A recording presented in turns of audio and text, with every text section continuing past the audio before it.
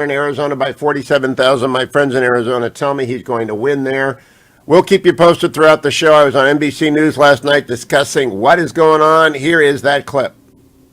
Latino and Hugh Hewitt, host of the Hugh Hewitt Show on the Salem Radio Network. Hugh, let me go to you. And I don't know if you tapped into our conversation before the last commercial break, talking about Republicans not necessarily surrounding the president and having his back on this issue of election fraud that he alleges. What are your thoughts about that? And how's this going to play out?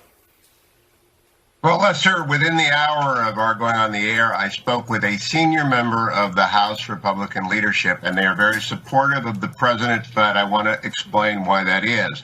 They have made extraordinary gains in their views. NBC is projecting 209 Republican seats. They believe they could have 212, maybe 214. Mike Garcia in California, 25, has just moved ahead. And they are very, very grateful for what Chuck pointed out. The president mobilized the base that turned out to elect numbers that they were not expecting. And the Democratic caucus, by the way, had a very contentious call today. They have a civil war on their hands within that caucus. So they are supportive of what he's done.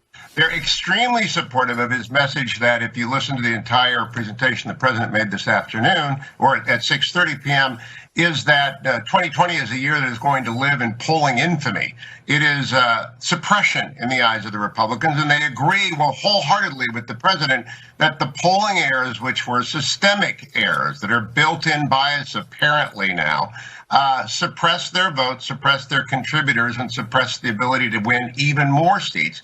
So they support the president's meta messaging, not just for this election, but for the coming election, that big money and big media is against the party. How does that all? Yeah. Okay. Can I speak for our polling a minute here? And I understand I understand he was talking about what the president's supporters believe.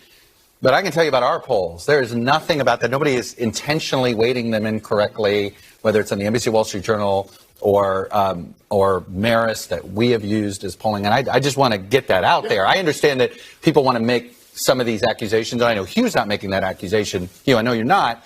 But I do want to just clarify there that that is not, I have yet to work with a polling firm that has acted or done that. Well, be that as it may, Hugh, I was just going to ask you about sort of the intellectual inconsistency there, for lack of a better way to put it. I mean, you're saying the polls are wrong, and therefore they've suppressed and depressed your voters, and your voters didn't turn up because they were too depressed about the polling that said you were behind. Well, that's one thing, but he's saying, but also there was fraud. I mean, which one is it? Because saying that the polls depressed his voters so they didn't show up is essentially acknowledging that he appears to have gotten fewer votes. Well, Secretary Clinton said to me in an interview after her loss, she can hold two thoughts. There can be both systemic bias in the polling, which is not intentional, and Chuck is right. I don't believe it's intentional. I believe it's systemic. That is the same argument that goes to other issues as to whether or not you intend to be wrong or whether you are simply wrong. This year was the worst year in polling history with the most significant effects. They are not, however, agreeing with the assertion that fraud has been proven anywhere, but they are open to it, and they want the spotlight to be thrown on irregularities and especially on non-transparency. And the president mentioned that this afternoon as well, or at 6:30, that in Philadelphia, the Republicans won a lawsuit because the transparency was not being forthcoming. There have been not just anecdotes, but a fairly long string of anecdotes about lack of transparency. Fair enough. Isn't there a difference, though, between saying we should have transparency, we want to make sure the votes are counted and counted fairly and only legal votes, and saying I was cheated and I really won this election? I mean, there is a big, vast chasm of difference between those two statements. He didn't say I was cheated and I won this election. He said they're going to fight to make sure that every legal vote is counted. And as the leader of a party that depends upon honesty in vote tabulation and polling, he's being applauded by Republicans. So I just wanted, you asked me about what do the Republicans believe? They believe he is fighting a very good fight. They will not agree with every assertion he makes. I certainly haven't seen any evidence of fraud, but I have seen evidence of systemic bias in polling, not intentional, but it's overwhelming, and it does suppress Republican turnout. Let me just say a word about the transparency issue, because the Philadelphia County Board of Elections put out a statement tonight saying that the difference in their argument was between whether the Trump campaign people, the poll watchers, could be, they were inside, they were not outside, whether those 19 people could be feet away or 10 feet away. And because of COVID, the board had wanted them to be 10 feet away. And the court ruled that they have to be allowed to be 6 feet away. They are inside, they are watching, there is no lack of transparency. And I was in Philadelphia and have been covering this whole thing and questioning all of these issues. And Pete Williams and our court people are saying the same thing. That's not what was decided by the court. And two things just very quickly. There is, at this point, I don't know, I understand he was talking to people who are close to the president and he's reflecting that position. I just think it's important that we say right now the preponderance of public comments about this from Republicans don't really reflect that. I mean, if you look at the way they've handled the president in the past and you compare it to what they're doing right now, they are not lining up behind him the way they often do. So that is one piece of this. The other piece of this is, I would say, there is no evidence that, I mean, Republican turnout was off the charts. More people voted for President Trump this time than voted for him in 2016. I mean, there is not any evidence that there was depressed turnout for any particular reason among Republicans. The opposite, in fact, to the point that it's how Democrats are in some ways explaining their unexpected losses. They're saying we assumed all these new voters would vote for us, when in fact we should have assumed, oh, actually Republicans could bring new voters into the process, because the reality is they did. Well, and I just want to say, because Hugh, you and I had a little back and forth about this, I'm paraphrasing, but this is an actual quote from the president. He says, if you count the legal votes, I easily win. So I think that, the clear implication there is that he's saying, if I'm losing, then there must be something illegal afoot. And but we hear you, and it's we value having you on because we want to hear what folks are telling you and how Republicans are feeling about these various positions that are being taken here. And Maria, we don't want to leave you hanging. I don't want to. Oh. Yeah, Let's do a factor, Lester. Let's do a factor, Lester. Look, I think if we level with each other, I, for the last 16 years, have spent my life dedicating to increasing the vote, encouraging every single person to go out, to register, to vote. And for the first time, we see a surge in youth voters, and they are making a marked difference in Georgia. We are talking about 2,500 vote spread in Georgia, less than 10,000 in Nevada. When people say that the vote doesn't matter, this election is showing not only does it matter, but it's going to be critical to our thriving democracy. Juxtapose that to a president who is saying stop the counting in one city and saying continue the counting in another. And he's trying to delegitimize the process of our democracy in a way that every single person should just abhor. When he is saying that these votes don't count, you are talking about places that you have a Democrat and a Republican right next to each other verifying those ballots.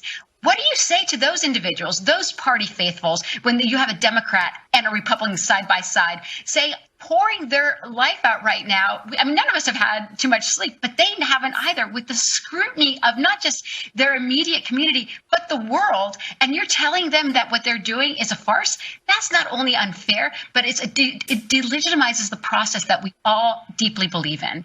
And if we are to level with each other, the moment that we stop believing in the process, that is when you actually have nefarious activity. What the president did tonight was not just an injustice to the people who stood in line, who voted despite the pandemic, the people right now that are not seeing their families because they're counting those ballots, but is a disservice to our democracy and to the office of the president. He knows better. And this is something that he was projecting long before. He was encouraging his people to vote in person because he knows that Democrats vote by mail. When he's saying that the process to stop the counting, it's in places that he knows that by court of law, that as long as there are ballots being counted and postmarked before Election Day, they count. It always has. He's trying to change the rules that have been established by Democrats and Republicans. And if it has to go to the court, that he should have the decency of saying, I don't believe that this piece of this election right here was legitimate. I'm going to take it to the courts, because you know what? He's not the first one to contest an election, but the way he's using his office is absolutely unacceptable for us. And we should demand and expect better. And I congratulate all those new voters, the people that came out, regardless of who they voted for, because that is what makes our democracy strong. There's a little bit more to this clip, which I'll pay. I just want to know what you thought about that. 1-800-520-1234. We're talking past each other. And I think the big money, big media, big tech message that the president is delivering resonates, especially after a segment like that, where there are no questions, there are only rebuttals because they don't believe me. And I'm just relaying what I heard. 1-800-520-1234. Give me a call.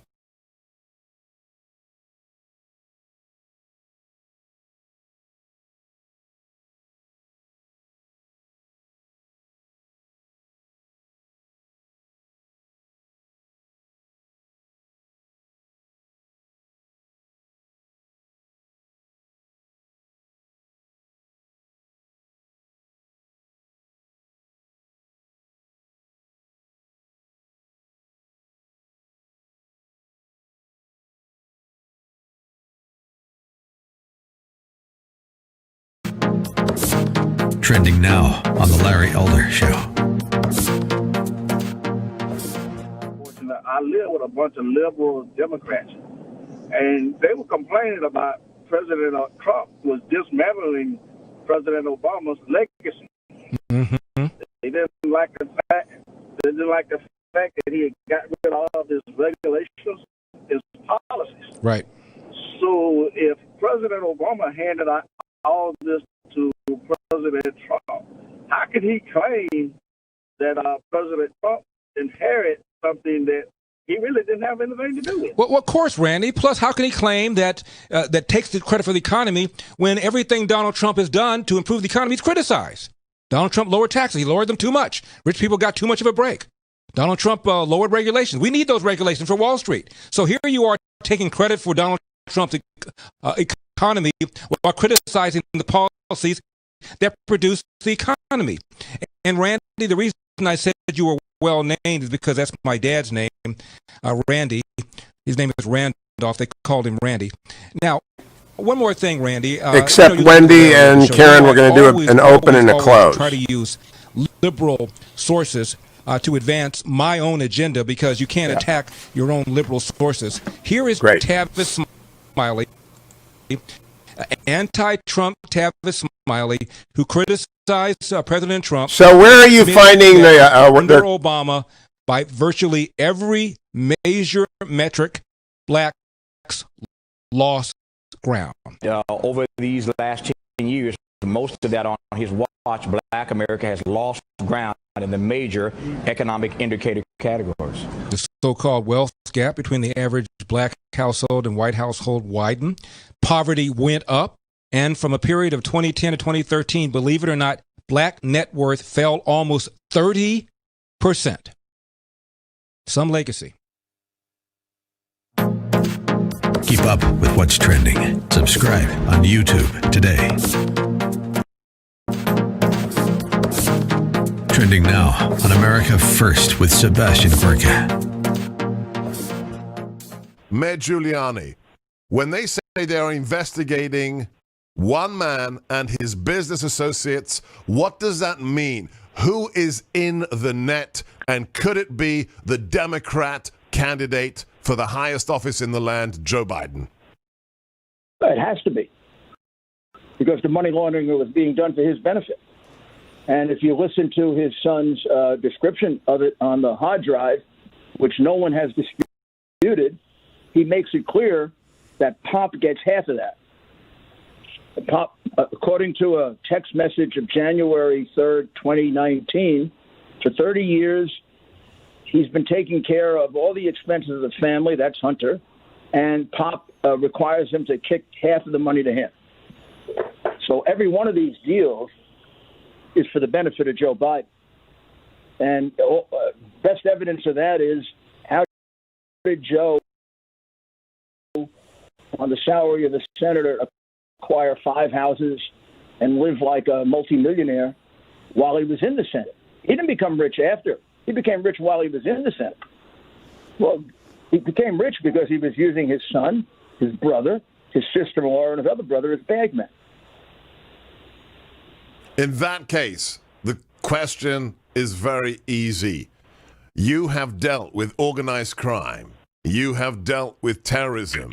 You have put people behind bars because they are a threat to the national security and safety of all Americans. Keep up with what's trending. Subscribe on YouTube today.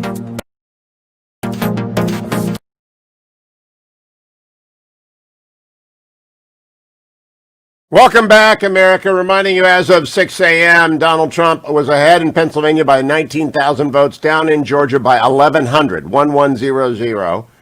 There are 3,900 military ballots left to count in Georgia. He is down by 12,000 in Nevada, down by 47,000 in Arizona. The masochists want him to lose Georgia and win Nevada and Arizona, so it's 269 to 269. Not me. I just want to win. Recounts are probably going to come in all four and maybe more. No fraud has been proven anywhere, but Team Trump has alleged it in Nevada. Team Trump has won one lawsuit in Pennsylvania on observation. They've lost a couple of others. I'll keep you posted on that. Here's the conclusion of my appearance on NBC last night, for which they will then take your comments after a market update. Hugh, you want to get a one last word in on that? Well, I just go back to what the first question is. What are Republicans thinking? They're thinking they had a very good night on Tuesday night, thanks in part to Donald Trump. They got at least 210 to maybe 214 members of the House, and they applaud his focus on polling, which they believe suppressed their contribution and their voter. And this is why I think we ought to carry every minute of every presidential speech, because people are hearing different things when they don't get to hear the president. That's what I think is my message, and we have to disagree on the legitimacy of his argument. He does. The reason that the networks cut away is that we know that he uses this as an ability for him to shape message with misinformation. The majority of the times that he actually gets on there, he's not responsible, neither on Twitter, neither on Facebook. There has never been a president where people have to censor. Okay, I'm going to jump in. We're going to have to leave it there. Now, here's what I'm going to do. I'm going to send you guys each other's text, and you can continue this off camera. Hugh. Now, the interesting thing was, I wasn't really arguing with Maria Teresa. I know what she thinks. She's a lefty. And so lefties don't want the president on TV. But there would be lots less debate about what the president said if everyone saw what the president said. Brian in Pittsburgh, what do you think, Brian? Hugh, I think the heart of the issue is people's irrational hatred for the president. Now, I didn't vote for him in 16, but I came to discover the irrationality of just hating the guy and feeling self-righteous about hating the guy. I've discovered the Russian hoax was a hoax. I discovered the pandemic was not as it was being framed by the left-wing media. Until people come to grips with that, even these journalists, Chuck Todd, your buddy, he's defensive. No, Chuck's not defensive. Chuck was making a point which I should have made, which is the systemic bias is not intentional. And in the law, this matters. For example, intentional racial bias subjects whoever is committing it to penalty and to remediation. Unintentional consequences of inherent bias, for example, in a police exam, does not, disparate outcomes does not subject you to penalty. So Chuck is talking about, we have disparate outcomes all the time, but we don't mean it. I believe that. No, right. I hear you. I understand. What I'm saying is this is subconscious with people, and it's that group herd thinking when it comes to Donald Trump, and it's harming us as a country. You know all this. But I don't think the people on the left, they haven't come to grips with it. You don't have Maria Teresa clearly doesn't understand what I'm talking about. She clearly does not understand what I'm talking, or doesn't want to hear it. When people ask you, what are Republicans saying, and then they don't want to hear you tell them. I literally had gotten off the phone with one of the most senior Republicans in the Congress and a senior advisor in the White House because they asked me to, so I did. And then Maria Teresa doesn't want to hear it, right? Exactly. Yeah. It's wild. No, it is. There's such thing as truth, and when we hate another person, and the hatred of Donald Trump is off the charts, truth becomes a fatality, and this is what happens. This is what's happening right now. Appreciate you, Hugh. Thank you, Brian. Rusty in Dallas. What do you say, Rusty? You got 45 seconds. Yes, Hugh, I think it's dishonest for the mainstream news media to keep repeating that President Trump has no evidence of voter fraud. Richard Grinnell told Newsmax they had 3,000 cases out of Nevada referred for criminal prosecution. to the Department of Justice. Now, Rusty, I want to jump in. That's an allegation. Rick is my friend. I want to see what he has to say, but it is not proof of fraud. It's an allegation of fraud, and a referral is not an indictment. And so that means they just sent a letter saying, look at these 3,000 cases. I will eagerly examine any evidence that Rick and everyone else has and broadcast it to the world, but no GOPers should be out there right now claiming they have evidence of fraud until they actually have it in front of a court and a court has validated it. I'll be right back, America. It's the Hugh Hewitt Show.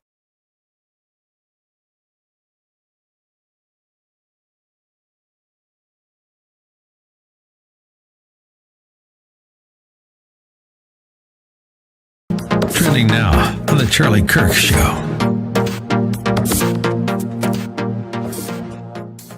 I do believe, though, that President Donald Trump will comfortably win Florida. Every single Republican precinct and district that we are looking at in Florida and analyzing the data, it is looking increasingly good for the president. And so we are now not looking at a presidential race. We are not looking at a national race. We are looking at a small set of gubernatorial races to win the White House. That's what we are. President Donald Trump basically has to win state races in 2 or 3 states to become president of the United States for 4 more years. He has to win a governor's race, metaphorically in Arizona, in Pennsylvania, hold Iowa, Ohio, Florida, and North Carolina, and he wins. It's that simple. And one of the amazing things is now that as I'm wearing my Justice League shirt with Amy Coney Barrett, Gorsuch, and Kavanaugh, is how the left refused to attack Amy Coney Barrett at all whatsoever. And so just a piece of advice for the president, mention Amy Coney Barrett in every one of your rallies that you're doing on television. Say, isn't she great? Look at Amy Coney Barrett. She's on the Supreme Court. We got it done. In fact, you can start to see how the Democrats were attacking the process. I don't want to attack the nominee. And Amy Coney Barrett said it the best in Cut 10, where she discussed the difference of a senator and a justice. Play Cut 10. It is the job of a senator to pursue her policy preferences. In fact, it would be a dereliction of duty for her to put policy goals aside. By contrast, it is the job of a judge to resist her policy preferences. That's the difference between a constitutional judge and an activist judge. Keep up with what's trending. Subscribe on YouTube today. This is Hugh Hewitt for townhall.com. President Trump has been making his biggest bet that the portion of the American electorate living between the coasts knows what is in its own best interest. He thinks these Americans know that their interest, economic, cultural, familial, diverge sharply from the coastal elites. Trump has taken up the case for folks between the coasts and states at the margin. He's counting especially on voters in Florida, Michigan, North Carolina, Pennsylvania, and Wisconsin. And turnout is going to be enormous. That turnout issue means that for the first time since I started watching politics closely, a blowout in either direction is genuinely possible. I hope you've made your plans to vote and make sure to remind those in your world to get out and vote. America is at a crossroads with 2 starkly different visions for the future of the nation we love. Whatever the result, don't regret not doing your part. I'm Hugh Hewitt. The Pepperdine School of Public Policy, America's unique graduate program for leaders. Learn more at publicpolicy.pepperdine.edu. Trending now on the Dennis Prager Show. Philadelphia, the fatal police shooting of 27-year-old Walter Wallace from City Journal in West Philadelphia has set off another round of mass looting, arson, and violence. Wallace, who had a long criminal history and evident mental problems, was confronted by 2 police officers who ordered him repeatedly to put down the knife that he was wielding. Wallace refused to drop the knife, charged the officers, and was shot multiple times. The shooting sparked looting and vandalism in and around West Philadelphia's 52nd Street corridor, where the 18th District Police District is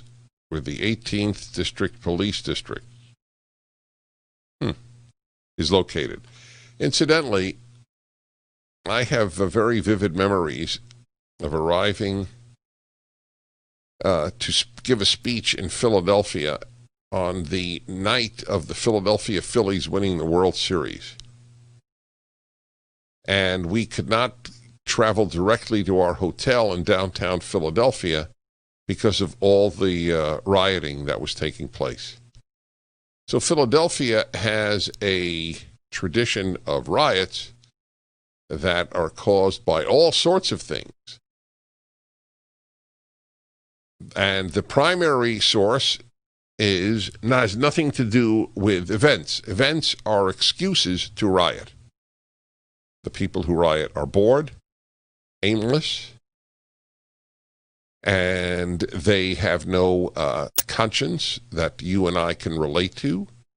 They probably have no father. They certainly have no 10 Commandments. Just thought I'd throw that out. Keep up with what's trending. Subscribe on YouTube today. Trending now on The Mike Gallagher Show. Michael Moore is essentially saying the same thing. Yesterday, he was interviewed on a show called Rising on Hill TV. Here's what he said just yesterday. Trump has tightened virtually every one of these swing states. Listen, don't believe these polls. The Trump vote is always being undercounted. Pollsters, when they actually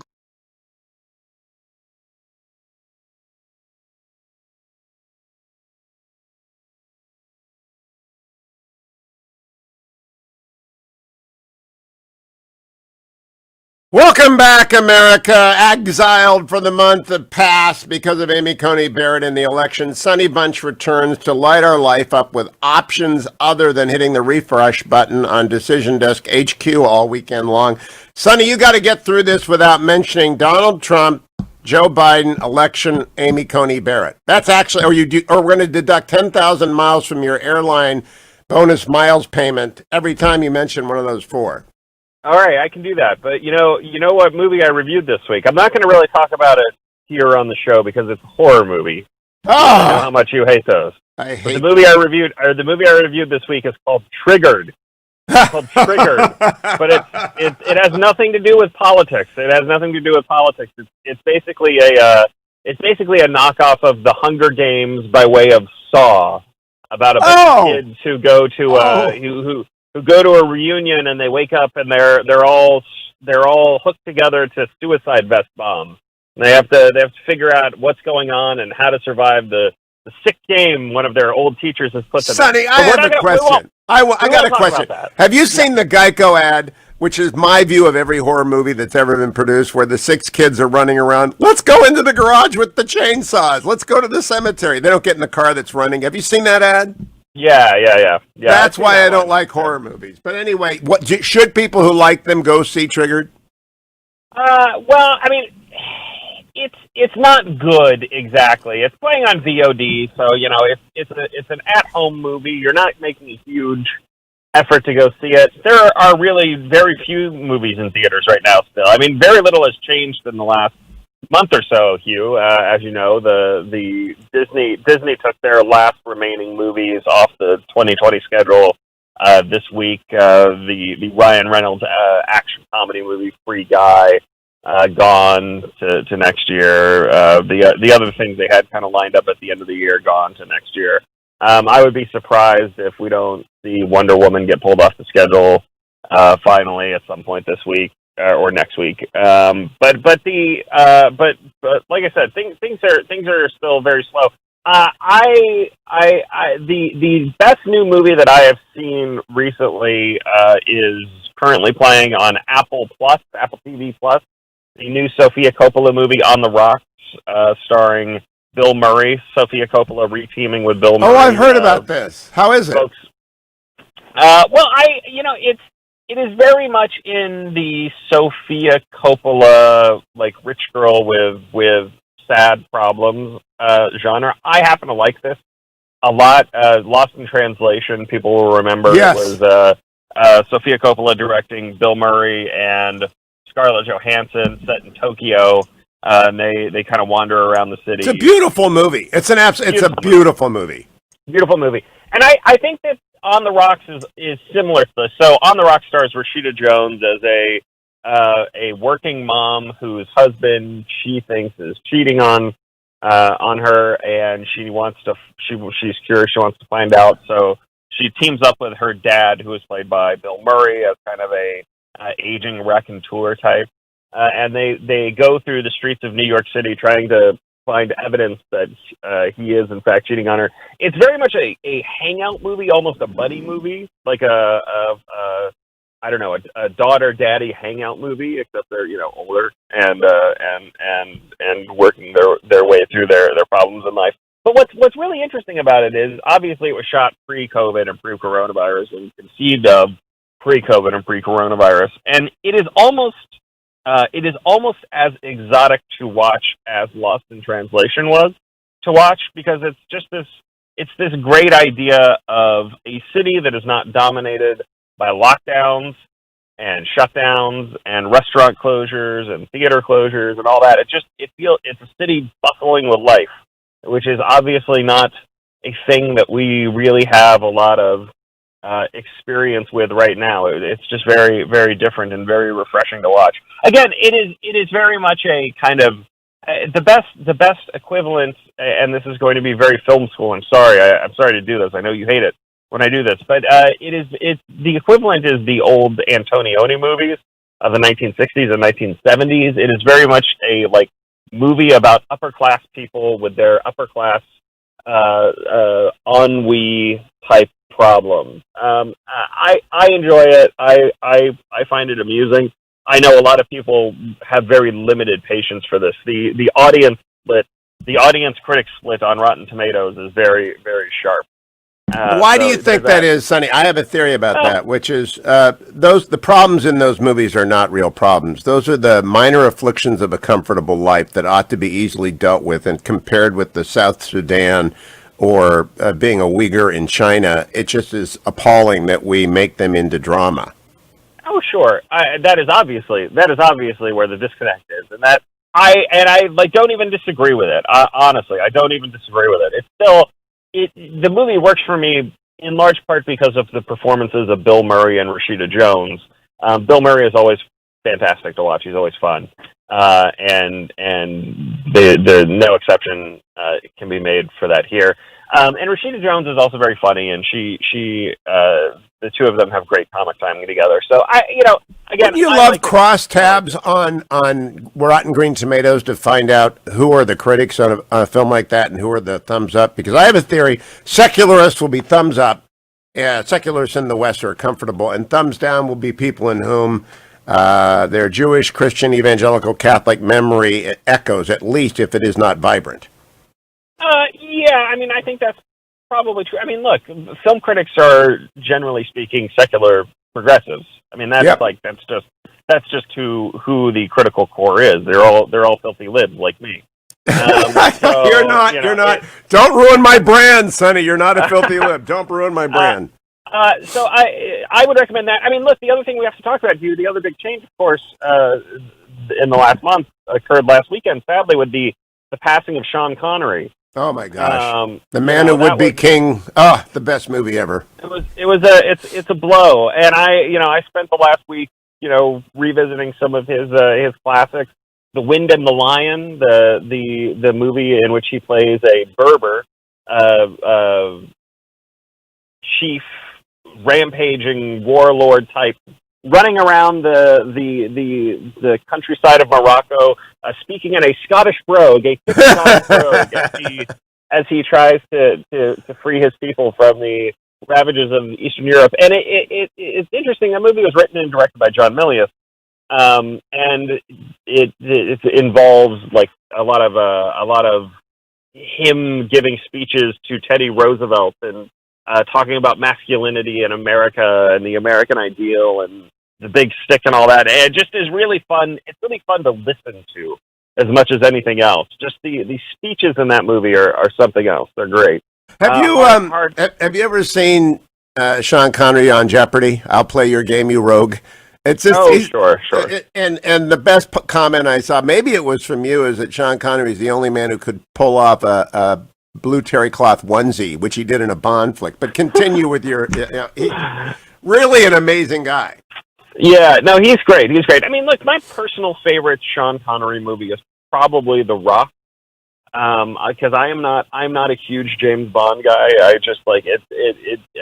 I appreciate James Bond for what he is. He's not my favorite. I love The Rock, and I know a lot of people are kind of standoffish about the whole Michael Bay aesthetic. And I get it. I can understand it. You know, those movies tend to be a little hectic and overcut. But I feel like The Rock is one of those movies that if you don't like it, you just don't like movies. I mean, it's got a great cast. It's got Sean Connery, of course, and also Ed Harris, who is playing a really like reasonable and compelling villain Yes. in his military man who is angry that his men have been ignored by the Pentagon. And of And a course, great Cage. setting. A great setting. Yeah. And it's got a great setting. It's a great high concept movie, right? It's like, well, what if Die Hard but on The Rock? Okay, yeah, sure, that works. Let's make that movie. And it's good. I mean, it's good big budget action. It's silly. It's fun. It's got a Ferrari chasing a Humvee through the streets of San Francisco. I mean, like, I don't. There's nothing about that movie that is not. But Sonny, talk to me about my favorite Sean Connery movie is The Man Who Would Be King, and the final scene as he walks across the bridge is my favorite Sean Connery scene. Do you love that movie? Not like that movie, or don't? Or it's in the middle somewhere. I have not. I actually have not seen it, Hugh. This is one of the ones that is on my list to catch up on after this week because everyone has been. I know. It's just one of my blind spots. But it is on my list to catch up on. You're like the villain at the end who looks down and there's a hole in their stomach the size of a 15 caliber, whatever it is, shell. I don't know if there is a 15 caliber shell on each Schlichter, but that's amazing. Yeah, I gotta see it. Thanks for the spoiler. Jeez. I mean that's not. Been ruined. You don't know what happens on the bridge. No, I know. I'm very sad that Sean Connery has passed away. He's one of the Untouchables, of course, the great Untouchables. Terrific flick with its mammoth script. Now, Sonny, are you? This is not Sean Connery, but are you completely depressed over the collapse of movie houses? I've been seeing some of your tweets. I want you to plug your podcast, and I want you to tell me whether you think these things are ever going to recover out of bankruptcy. Yeah, you can find my podcast, The Bulwark Goes to Hollywood. It's on iTunes and everywhere else. I'm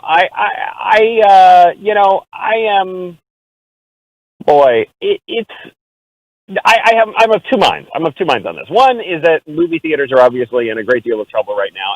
AMC is teetering on bankruptcy. Regal Movies has closed again, et cetera, et cetera. So, like, nothing is good. In the Dallas area, I think actually now all Alamo Draft Houses in the country have closed.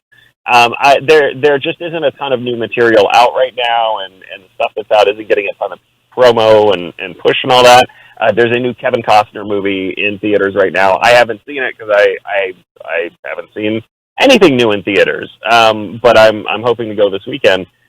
And I'll see how the theaters look then. But the problem is obvious. There's no real big new movies for people to go see. On top of that, people are still a little bit freaked out about going to the theaters. They shouldn't be because science has shown that theaters are not a place where this transmits particularly well. But whatever. So like on the one hand, everything is bad and depressing on the movie theater front. On the other hand, the bright side is that everywhere where theaters have reopened and there has been new stuff to watch in the theaters, box office attendance has returned to near pre-COVID levels. Oh. Now this is a pretty limited sample size. But if you look at like China, for instance, China is putting together. I don't know. But Sonny, they're making them go. $5 movies. They're making them go. Sonny, we're out of time. I've got to tell you, it's great to talk to you again. A little bit of normalcy in our week, and I look forward to future Friday. Sonny Bunch on Twitter at Sonny Bunch, and you get his podcast. Sonny, Bulwark Goes to the Movie at iTunes. Thank you, Sonny. Here's my ReliefFactor.com moment. Let me tell you the story. I did 4, then 10 on Election Day, took a day off, and did 6 yesterday, and I hurt. because I have got no sleep and I have got to get some. But first, ReliefFactor.com supports the temporary relief of the minor aches and pains that come from exercise and aging. And I've been doing a lot of both. I think I have aged 5 years in the last 5 days. But ReliefFactor.com helps you bounce back. You should go and get it. A starter pack is $19.95. I take it every morning in the first hour. I'll tell you about it 2 more times in this show and every show, and I swear by it, as do tens of thousands of people. You want to try it. You want to see how it works for you, and it does work for them, and it does work for me, and you ought to come right back to the Hugh Hewitt Show.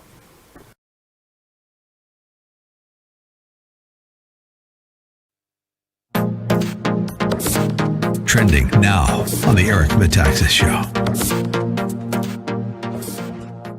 Since the presidency of Richard Nixon, Joe Biden has been a senator in the United States Senate. Since the presidency of Nixon, that is how long he has had power. We now can see clearly, we might have suspected it, that he has used that power, he's peddled influence, he's traded it for money. We now have evidence. It is so stunning that it's hard to take in, but even more stunning is that the media, and this grieves me deeply as an American, refuses to report on this. Jenna Ellis, what in the world are we to make of this? This is so important because this presents a national security risk that Joe Biden has compromised his fidelity to an office of public trust, because that's what it is. When we elect people to participate in government, to have the powers of their office, that is a public trust.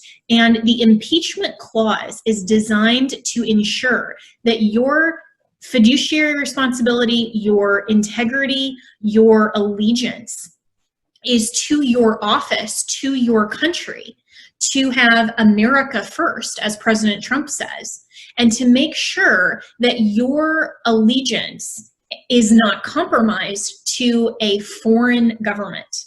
And that is exactly what the evidence is showing that Joe Biden has done throughout his time as the Vice President of the United States. Keep up with what's trending. Subscribe on YouTube today. This is Hugh Hewitt for townhall.com. President Trump has been making his biggest bet that the portion of the American electorate living between the coasts knows what is in its own best interest.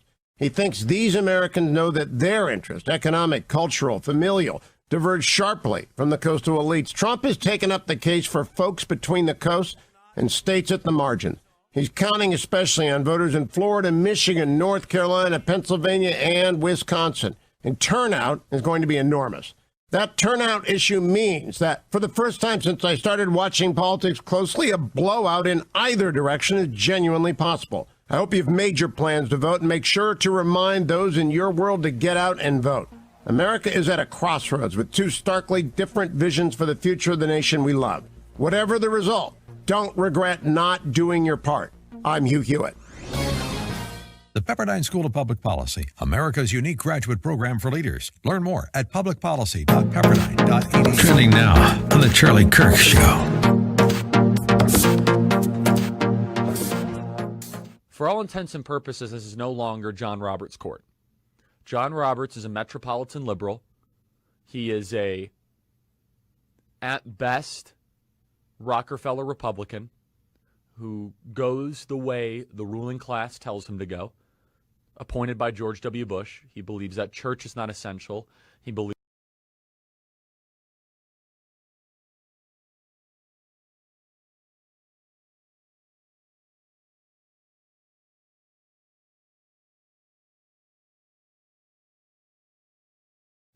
Welcome back, America. Let me check markets, brought to you by Birch Gold. You can buy gold at hughgold.com, and a lot of you were doing so yesterday. Gold is up to $1,956 an ounce. That is up 0.5% in one day. And I think that's election uncertainty and the theory that hyperinflation lurks out there somewhere. You can also roll over a portion of your IRA and 401k. I recommend between 10 and 25%. no less, no more. By texting my name, Hugh, H-U-G-H, to 474747, you'll get back information on all of your options. It's not a committal to do anything. You're not obliged to do anything, but it's just a good information kit from the people I believe is the most trusted brand in gold. There are a lot of people you do not want to deal with in precious metals, absolutely, positively. You can trust Birch Gold. I bought gold from them in January. I will probably do so again in midsummer. Dollar cost averaging, it was a little bit higher than it is now when I bought it. Doesn't bother me. I don't buy it to trade it. I just buy it to put it away in the safety deposit box, and I do it once or twice a year, and I always do it with Birch Gold at hughgold.com. Yesterday, another fantastic day in a row. Dow up 542, NASDAQ up 300, the S&P up 67. Overseas today, it's all, Hong Kong down 0.06%, England down 0.04%, Germany down about 1%. They just don't know what's going on here. I don't know if there's going to be retrenching today. It's early in the day on Wall Street. I have no idea what's going to happen. Neither the prophet nor the son of the prophet, as Yoni likes to say. But I will tell you this, gold remains a good bet year in and year out.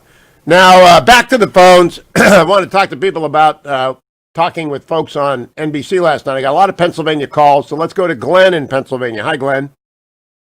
Hello. Yes, I'm calling from Wilkes-Barre, that's Luzerne County, near Scranton, Lackawanna County. Yep. Thank you. I was watching the election night on one of the networks, NBC, CBS, or ABC, and one of the hosts said that the Democrats were offering voters gas money to drive to the polls.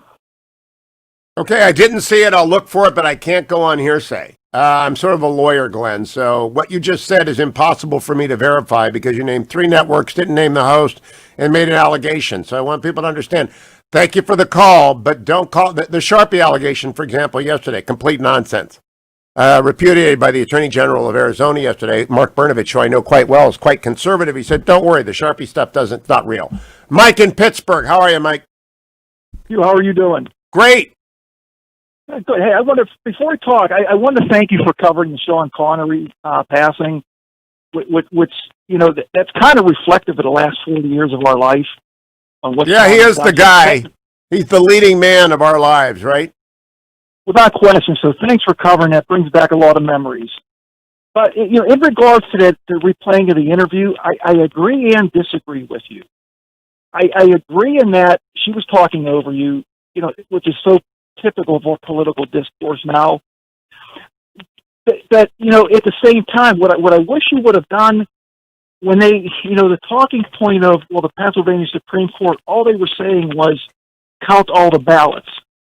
But also within that Supreme Court ruling was the decision to count ballots that were missing postmarks and illegible. Yes, and let me tell you, Mike, I know that, but the reality of a hit on NBC is that to unpack the nuances of a Supreme Court case, I would have liked to have responded, for example, to someone made the argument about what happened in federal court yesterday, and it is actually significant to go from 20 to 6 feet because you can't observe anything from 20 feet, and you can observe a lot from 6 feet. I would have gone into it, but it's a waste of time. You can't explain a court case in 30 seconds. So you got to pick your shots. You got to pick your shots. I totally understand it. Also, what I would say, the one point I really do want to disagree Andrea Mitchell made that argument. Go ahead. Exactly. Is the pollers. When you also said you agreed with Chuck Todd in that, you believe they're inherently systemically biased. Yeah. Not knowingly. I disagree. I think they're intentionally biased. I believe they used to be systemically, I know too many of them. I know Mark Murray. I know too many of them. They want to be right. It is good for your reputation. You make money. You destroy yourself, especially in the non-big media world like Quinnipiac and Emerson and people like that, Sienna. They lose money and clients when they're this far off. This is the worst year they've ever had. As I said, this is a year that will live in infamy for polling. Nobody wants to be this far off, Mike. True. But at the same time, the way I look at it is I kind of liken them to Vegas bookmakers almost. In that, what's the purpose of giving a line? Vegas is, they moved the line to manipulate the betting, whereas, pollsters in the past used to be pretty much on either qualitative, quantitative, methods to do that, similar to bookmakers. But in the past, they were closer. Now you see them, they're so far apart initially, and then they kind of tightened up in the last week or two.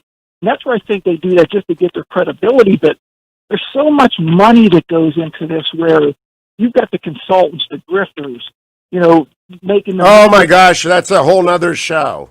You're absolutely right about this. The barnacles on the electoral system get rich one way or the other. And there are a lot of grifters. Thank you, Mike. I'll be right back. America, hour number 2 of the Hugh Hewitt Show, straight ahead on this Friday.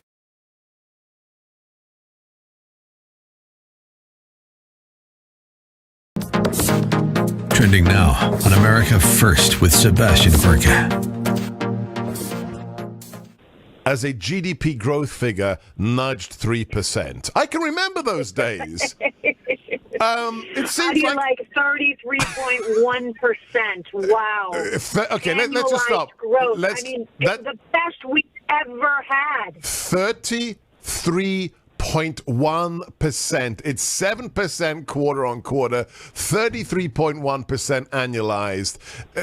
You are the person we come to for trusted information about our economy, about the markets. Did you expect that kind of figure coming out of COVID? Not as quite as good as that. I did believe that we could see a V-shaped recovery, but I did not, to be perfectly fair. I know that the Atlanta Fed had predicted 33%. I thought, gosh, I hope so. But I still worry that there are parts of our economy that are still shut down in massive ways, right? The travel industry, the entertainment industry, sporting, all of that kind of thing. So all the more reason, Seb, for us to be completely blown away and super excited by this. It tells you we are back in a growth trajectory. Now, the previous quarter, we were down more than 9%. It was like the worst we had ever seen, right? Obviously, we shut ourselves down. We closed down the entire country. People weren't leaving their houses. So there was this sense of hysteria that just gripped America and really left us just the most, frankly, the weakest place we've really ever been since the Great Depression. Keep up with what's trending. Subscribe on YouTube today. Trending now on The Larry Elder Show. Before, if 25 unarmed black men are killed every year, that's 2 per month. Again, this wasn't unarmed, but I guess it doesn't really matter. So we can do this until the cows come home. Meanwhile, more unarmed whites are killed every year than unarmed blacks. Name one. What's the chant they say in the streets? Say her name, say her name. Okay, say their name. Say their name. Name one. 50 million police-civilian interactions every single year. 11 million arrests. 60,000 officers assaulted. 60 killed. Which means over twice as many police officers are killed every year than are unarmed blacks. Say their names. Out of the 1,000, 500 of them are white. So the police are killing twice as many whites as blacks. And when you look at the homicide rate of young black men, 8 times the rate of young white men, it clearly shows you how the police are restraining themselves, because those numbers would suggest that the police would be killing more blacks. If a young black is 8 times more likely to be a homicide victim compared to a young white, and the police are, quote, only, close quote, 2.5 times more likely to kill a black person than a white person, it shows you how the police are restraining themselves, which is consistent with the study that was done by the black Harvard economist I told you about named Roland Fryer. He found that the police were more hesitant, more reluctant to pull the trigger against a black suspect than a white suspect, tracking the findings that have been done by professors at Washington State for decades. You're getting people killed. Officers pulling back. Bad guys know it. I'm Larry Elder. Keep up with what's trending. Subscribe on YouTube today. This is Hugh Hewitt for townhall.com. President Trump has been making his biggest bet. that the portion of the American electorate living between the coasts knows what is in its own best interest. He thinks these Americans know that their interest, economic, cultural, familial, diverge sharply from the coastal elites. Trump has taken up the case for folks between the coasts and states at the margin. He's counting especially on voters in Florida, Michigan, North Carolina, Pennsylvania, and Wisconsin. And turnout is going to be enormous. That turnout issue means that for the first time since I started watching politics closely, a blowout in either direction is genuinely possible. I hope you've made your plans to vote and make sure to remind those in your world to get out and vote. America is at a crossroads with two starkly different visions for the future of the nation we love. Whatever the result, don't regret not doing your part. I'm Hugh Hewitt. The Pepperdine School of Public Policy, America's unique graduate program for leaders. Learn more at publicpolicy.pepperdine.edu. Trending now on the Dennis Prager Show. I want to give one example of discipline equals freedom. I'm into classical music, as my listeners know. So when I watch a great violinist or great pianist, I think, wow, they have ultimate freedom. They can play that instrument. I can't. So how did they get there? How did they get the freedom to play? And the answer is discipline. The guy once says an old joke, how do you get to Carnegie Hall? Answer, practice. Yes, I've used a similar example. I like rock and roll. And the guitarist from Led Zeppelin, a guy by the name of Jimmy Page, he was a studio musician for years, and he just played exact note for note what he was told to play, and he played all the time in that mode. And by the time he got into the rock and roll band Led Zeppelin, he had complete freedom to make that guitar sound how he wanted it to sound because he had the discipline. Exactly. It's exactly the same as mine, just different form of music. That's exactly right. All right, my friend, we're going to do an hour together. I'm so crazy about the book. I just wanted to, in this very urgent time, take time out to tell people about it. Discipline equals freedom. Jocko, we'll talk soon. Thanks, Dennis. Appreciate it. You, my friend, to say the least, have earned it. Thank you. Keep up with what's trending.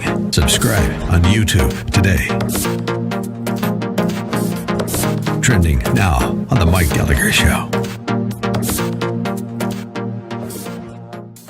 The dirty tricks they're using in South Carolina and what this has to say about Jamie Harrison, the Democrat candidate for Senate who's challenging Lindsey Graham. This race has kind of turned into a national referendum, in a way, of Democrat dirty tricks versus the Republican Party. It's a little bit like the Ted Cruz Beto O'Rourke battle was in 2018.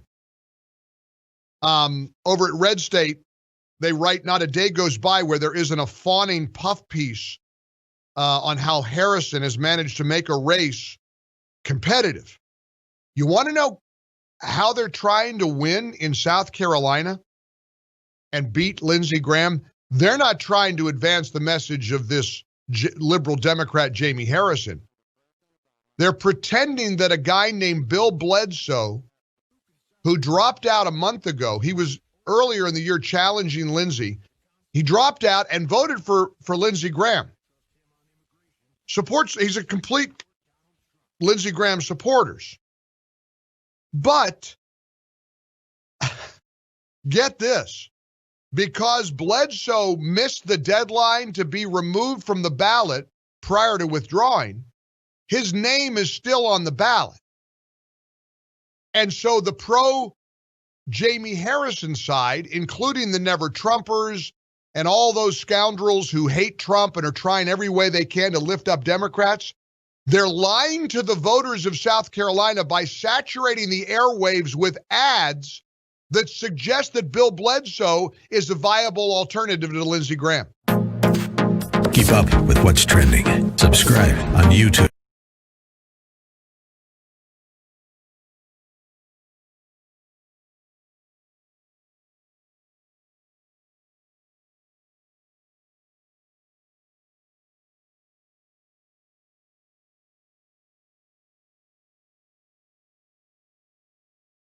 Morning, glory, America. Bonjour, hi, Canada. Let me give you the update on the Hugh Hewitt Show as we enter the 7 a.m. hour on Friday of election week.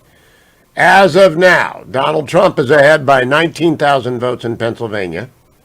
He is down in Georgia now by 1,100 votes. There are 3,900 military ballots to count, and then there'll be a recount. He is down by 12,000 votes in Nevada with tens of thousands to count. And he is down by 47,000 votes in Arizona, where there will be lots and lots of recounting going on throughout the day. They're very confident in Arizona. So those are facts. I have seen allegations of fraud, but no proof. And I have seen one federal court win for Team Trump, a couple of losses. There will be lawsuits and recounts throughout the weekend and the weeks ahead. That's the facts. What do you think, John in Washington, D.C.? Well, on the thing about this NBC thing, the one question I would ask him, I said, what kind of a victory does Biden have? He didn't, I mean, the Republicans picked up so many seats in the House. They took over state legislatures. He had no coattails. I mean, what? He has no mandate, John. The victory is for the Republican Party. There was no blue wave. There was a mild red ripple, enough to pick up seats in the House, enough for the Senate almost certainly to remain in Republican control. There will be at least one and probably two runoffs in Georgia.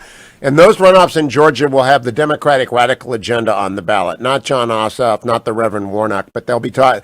That vote will be to expand the Supreme Court or not, to go to single payer or not, to go to socialism or not, to raise taxes or not, to make D.C. a state or not. And if Mitch McConnell... Here's my question. Here's my question.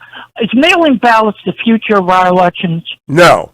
Are we going to... No, well, how come? Why not? I mean, it works. Because it's up to state legislatures, and state legislatures aren't going to want that.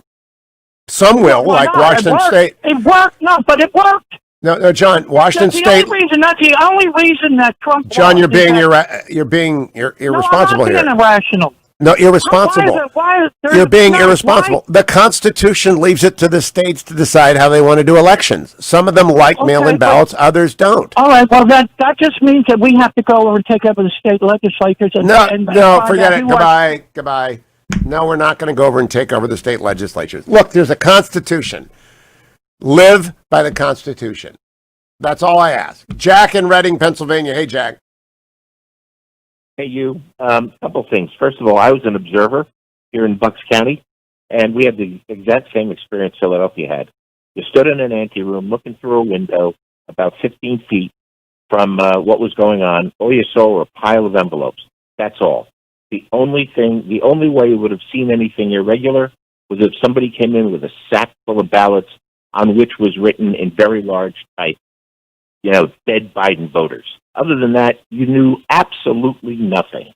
You don't see signatures. You don't see postmarks. Nothing. You just see piles and piles of envelopes with people opening them and scanning the documents. You have no idea what's going on other than that. So you think observer is a misnomer? It's not really observing. It's a fake observing. Yeah, it was really a waste of time. Other than spending some time with some other Republicans who I enjoy talking to, it was a total waste of 5 hours. Thank you much.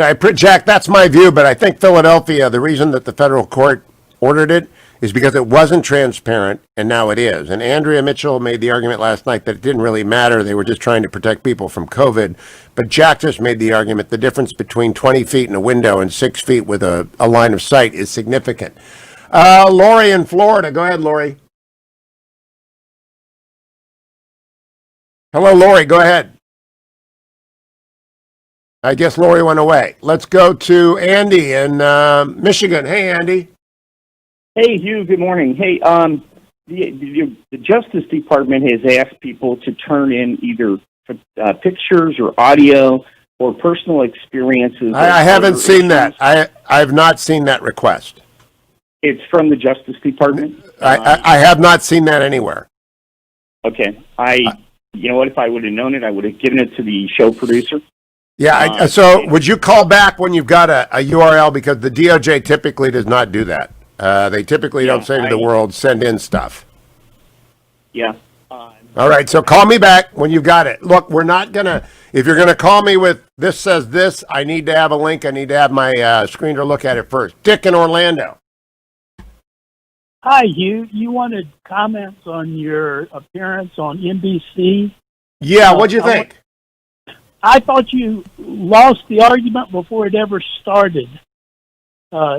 You have mentioned at least 4 or 5 times this morning about evidence of fraud, not necessarily proof from a court, but you said on NBC there was no evidence of fraud. And what has happened in Wisconsin is the judge in Wisconsin has ruled that the Republicans filed a suit too late because all of the votes had already been counted.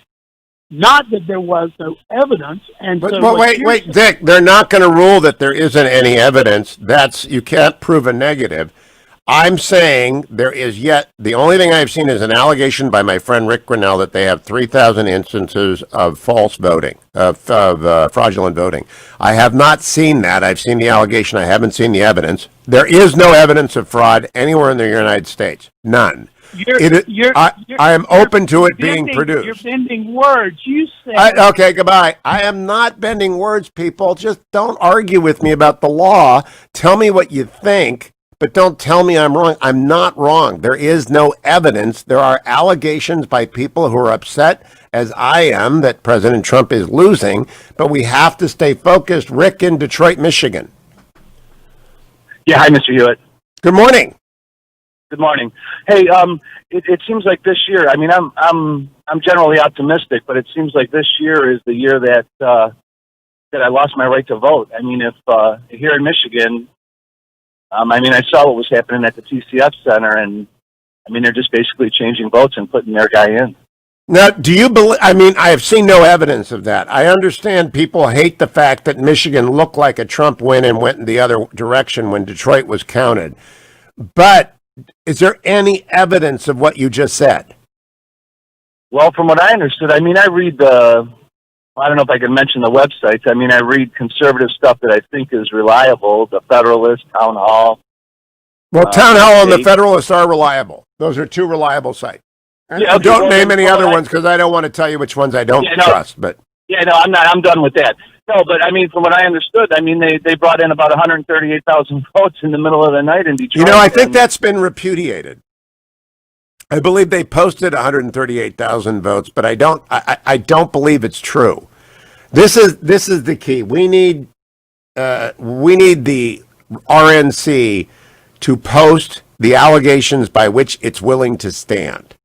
That's what we need. The president controls the Republican National Committee. Ronna McDaniel needs to put up a website, and the allegations that they believe are going to stick need to be made by her in a public setting so that people can see what they believe as opposed to internet second and third hand stuff. Because Rick, you know, you're consuming the internet, and understand there are a lot of bad people putting out false stuff on the web every moment that's originating from our enemies who want to sow division.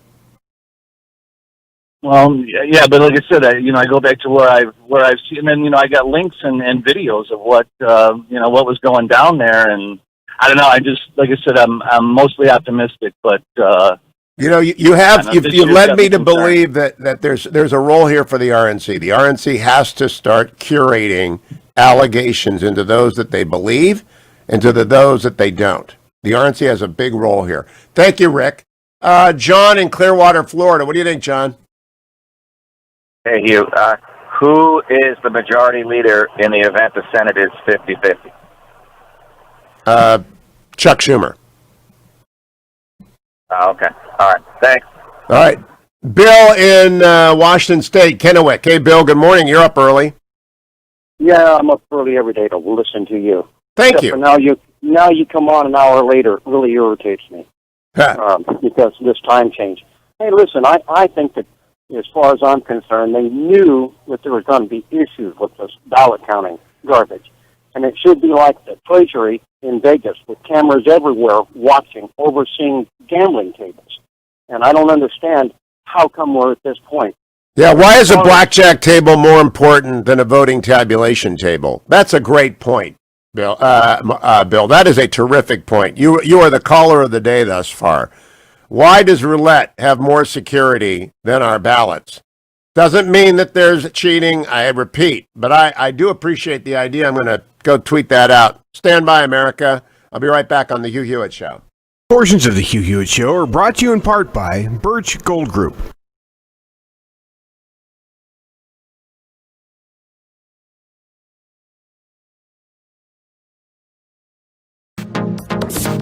Trending now on the Larry Elder Show. I live with a bunch of liberal Democrats, and they were complaining about President Trump was dismantling President Obama's legacy. Mm-hmm. They didn't like the fact that he had got rid of all of his regulations, his policies. Right. So if President Obama handed out all this to President Trump, how could he claim that President Trump inherited something that he really didn't have anything to do with? Well, of course, Randy. Plus, how can he claim that that takes the credit for the economy when everything Donald Trump has done to improve the economy is criticized? Donald Trump lowered taxes. He lowered them too much. Rich people got too much of a break. Donald Trump lowered regulations. We need those regulations for Wall Street. So here you are taking credit for Donald Trump's economy while criticizing the policies that produce the economy. And Randy, the reason I said you were well named is because that's my dad's name, Randy. His name is Randolph. They called him Randy. Now, one more thing, Randy. You listen to the Larry Elder Show. I always try to use liberal sources to advance my own agenda because you can't attack your own liberal sources. Here is Tavis Smiley, anti-Trump Tavis Smiley, who criticized President Trump, admitting that under Obama, by virtually every major metric, blacks lost ground. Over these last 10 years, most of that on his watch, black America has lost ground in the major economic indicator categories. The so-called wealth gap between the average black household and white household widened. Poverty went up. And from a period of 2010 to 2013, believe it or not, black net worth fell almost 30%. Some legacy. Keep up with what's trending. Subscribe on YouTube today. Trending now on America First with Sebastian Gorka. Mayor Giuliani, when they say they are investigating one man and his business associates, what does that mean? Who is in the net? And could it be the Democrat candidate for the highest office in the land, Joe Biden? It has to be, because the money laundering was being done for his benefit. And if you listen to his son's description of it on the hard drive, which no one has disputed, he makes it clear that Pop gets half of that. Pop, according to a text message of January 3rd, 2019, for 30 years, he's been taking care of all the expenses of the family. That's Hunter. And Pop requires him to kick half of the money to him. So every one of these deals is for the benefit of Joe Biden. And best evidence of that is, how did Joe, on the salary of a senator, acquire 5 houses and live like a multimillionaire while he was in the Senate? He didn't become rich after. He became rich while he was in the Senate. Well, he became rich because he was using his son, his brother, his sister-in-law, and his other brother as bagmen. In that case, the question is very easy. You have dealt with organized crime. You have dealt with terrorism. You have put people behind bars because they are a threat to the national security and safety of all Americans. Keep up with what's trending. Subscribe on YouTube today. Trending now on The Charlie Kirk Show. I do believe, though, that President Donald Trump will comfortably win Florida. Every single Republican precinct and district that we are looking at in Florida and analyzing the data, it is looking increasingly good for the president. And so we are now not looking at a presidential race. We are not looking at a national race. We are looking at a small set of gubernatorial races to win the White House. That's what we are. President Donald Trump basically has to win state races in 2 or 3 states to become president of the United States for 4 more years. He has to win a governor's race, metaphorically in Arizona, in Pennsylvania, hold Iowa, Ohio, Florida, and North Carolina, and he wins. It's that simple. And one of the amazing things is now that as I'm wearing my Justice League shirt with Amy Coney Barrett, Gorsuch, and Kavanaugh, is how the left refused to attack Amy Coney.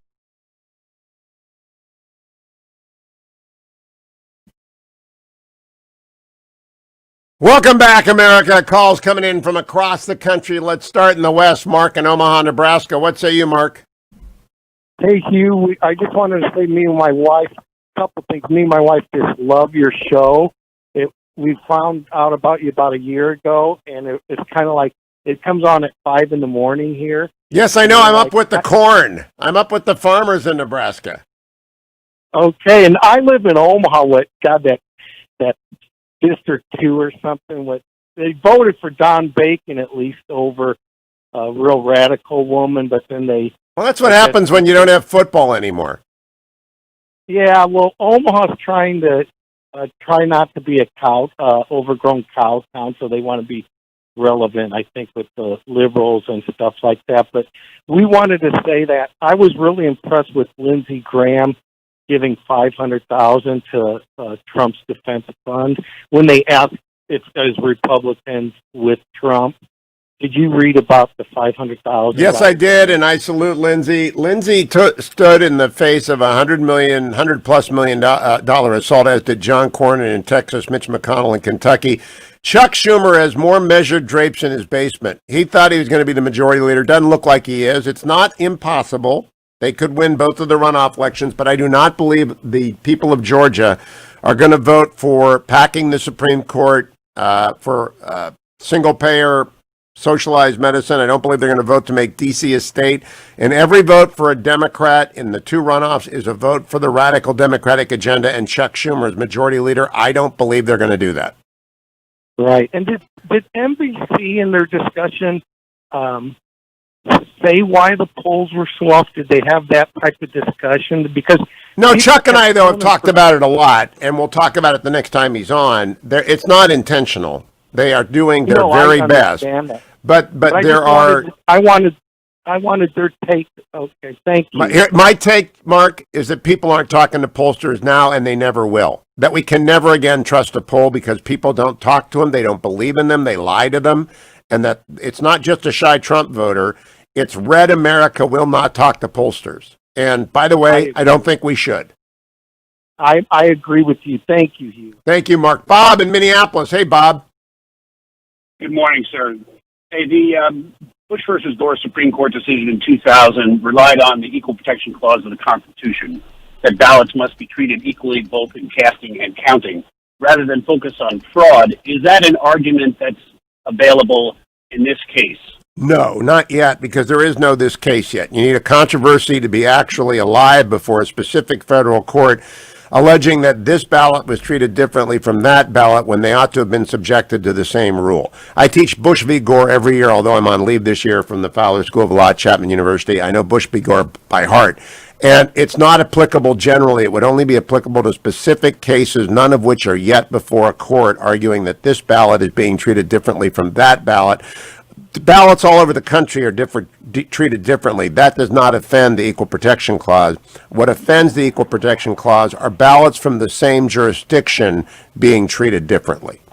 That makes sense? So, Hugh, yes, sir, it sure does. Thank you. Hugh, if your ballot and my ballot were placed in the same precinct, but yours had no postmark and was not required to have one, but mine was scrutinized for one, wouldn't that be a violation? Yes, that would be a violation of the Equal Protection Clause. If one was required to have no postmark. In other words, if one with no postmark was counted and another one with no postmark wasn't, that's a violation of the Equal Protection Clause. And so my suggestion is to keep that available as a possible tool. In the oh my gosh, yes. Everyone of these, if they've got the A team out there, they know Bush v. Gore the way I do. Thank you, Bob. Let me go to Bob in South Carolina quickly in Greenville. Hey, Bob, good morning. Yeah, hey, Hugh. Real quickly, I'm calling from the state where the Ohio State Buckeyes have never beaten Clemson or South Carolina. That's not true. We haven't beat them yet. We're going to do it this year. Okay, that may happen. All right, here we go, real quickly.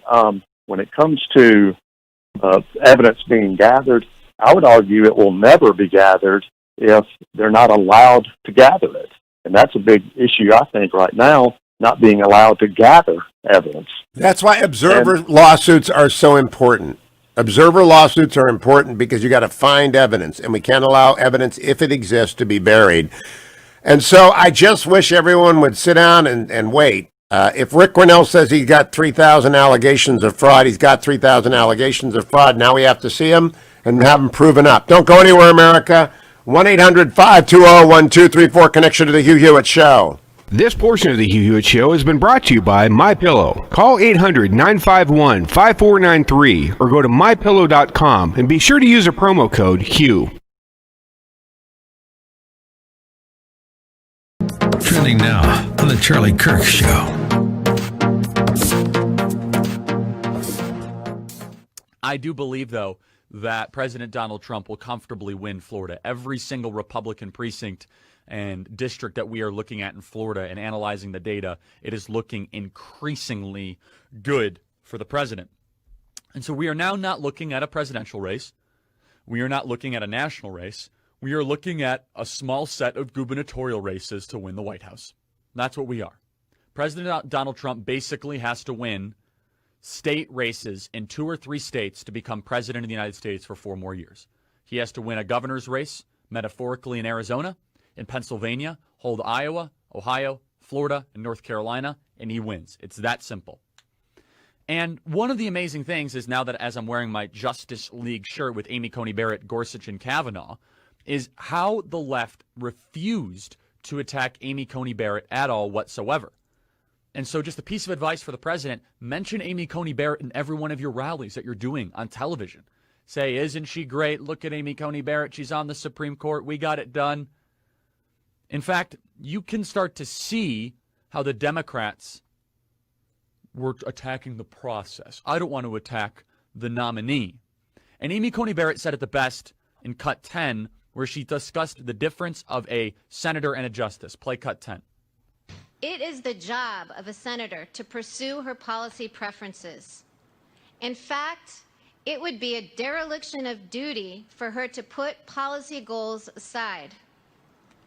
By contrast, it is the job of a judge to resist her policy preferences.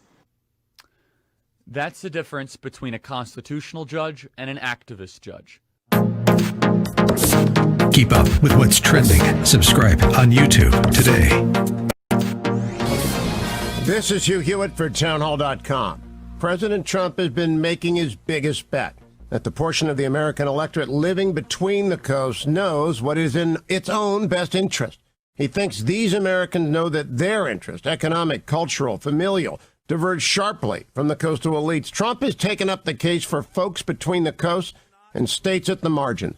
He's counting especially on voters in Florida, Michigan, North Carolina, Pennsylvania, and Wisconsin. And turnout is going to be enormous. That turnout issue means that for the first time since I started watching politics closely, a blowout in either direction is genuinely possible. I hope you've made your plans to vote, and make sure to remind those in your world to get out and vote. America is at a crossroads with 2 starkly different visions for the future of the nation we love. Whatever the result, don't regret not doing your part. I'm Hugh Hewitt. The Pepperdine School of Public Policy, America's unique graduate program for leaders. Learn more at publicpolicy.pepperdine.edu. Trending now on the Dennis Prager Show. Philadelphia, the fatal police shooting of 27-year-old Walter Wallace from City Journal in West Philadelphia has set off another round of mass looting, arson, and violence. Wallace, who had a long criminal history and evident mental problems, was confronted by 2 police officers who ordered him repeatedly to put down the knife that he was wielding. Wallace refused to drop the knife, charged the officers, and was shot multiple times. The shooting sparked looting and vandalism in and around West Philadelphia's 52nd Street corridor, where the 18th District Police District is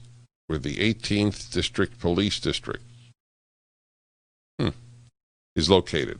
Incidentally, I have very vivid memories of arriving to give a speech in Philadelphia on the night of the Philadelphia Phillies winning the World Series. And we could not travel directly to our hotel in downtown Philadelphia because of all the rioting that was taking place.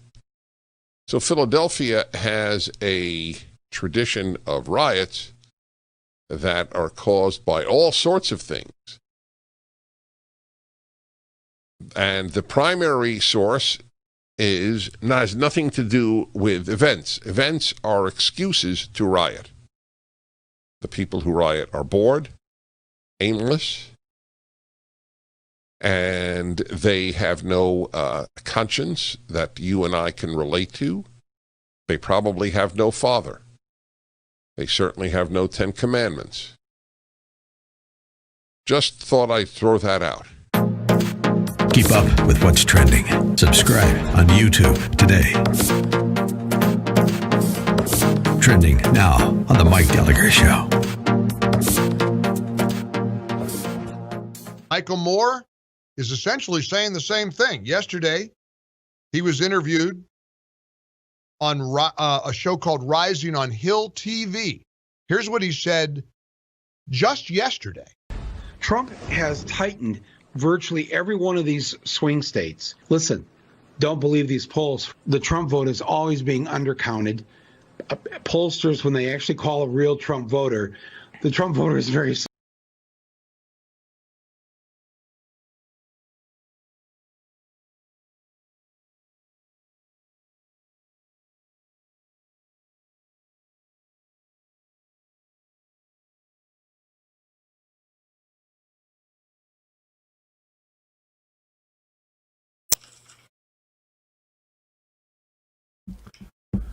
Georgia is 1,100 plus for Joe Biden this morning, but 3,900 votes remain from the military, and who knows what else is out there. Friends, it's going to take a couple of weeks, maybe a month. It's that kind of a year. Relax, and don't get too upset with people. Ron DeSantis, the DeSantis option was aired out on the Ingram Hour last night. Now, I'm spent. I'm on NBC, and then I go to bed. And then I get up and I have no voice.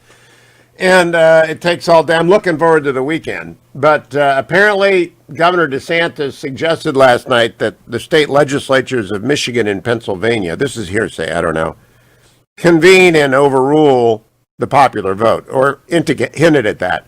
Now, that is possibly constitutional. But instantly, if it were adopted, it would make 1876 seem like child's play. Instantly. So I believe that the Constitution authorizes state legislators to decide who the electors are. And if they believed that massive fraud had taken place, they could gather and set aside the vote and elect a set of electors that they believe correct. But I mean, it wouldn't be civil war. It would just be the destabilization of our democracy. So I'm not sure that's a good idea. I don't think it's unconstitutional. Doug in Atlanta. Hello, Doug. Hi, Hugh. I like that idea. I think they ought to apply it to Georgia as well. And, Hugh, what makes you think that stealing the election, if they're in the process of stealing the election, how is that not destabilizing? Well, I'm not in a position, nor is anyone, to say that they're stealing the election, Doug. Okay, all right. So let me get to the point I called to make. 2 days ago, I was aware through a list server that the Biden campaign was looking for people to canvass the Atlanta neighborhoods to cure ballot. Now,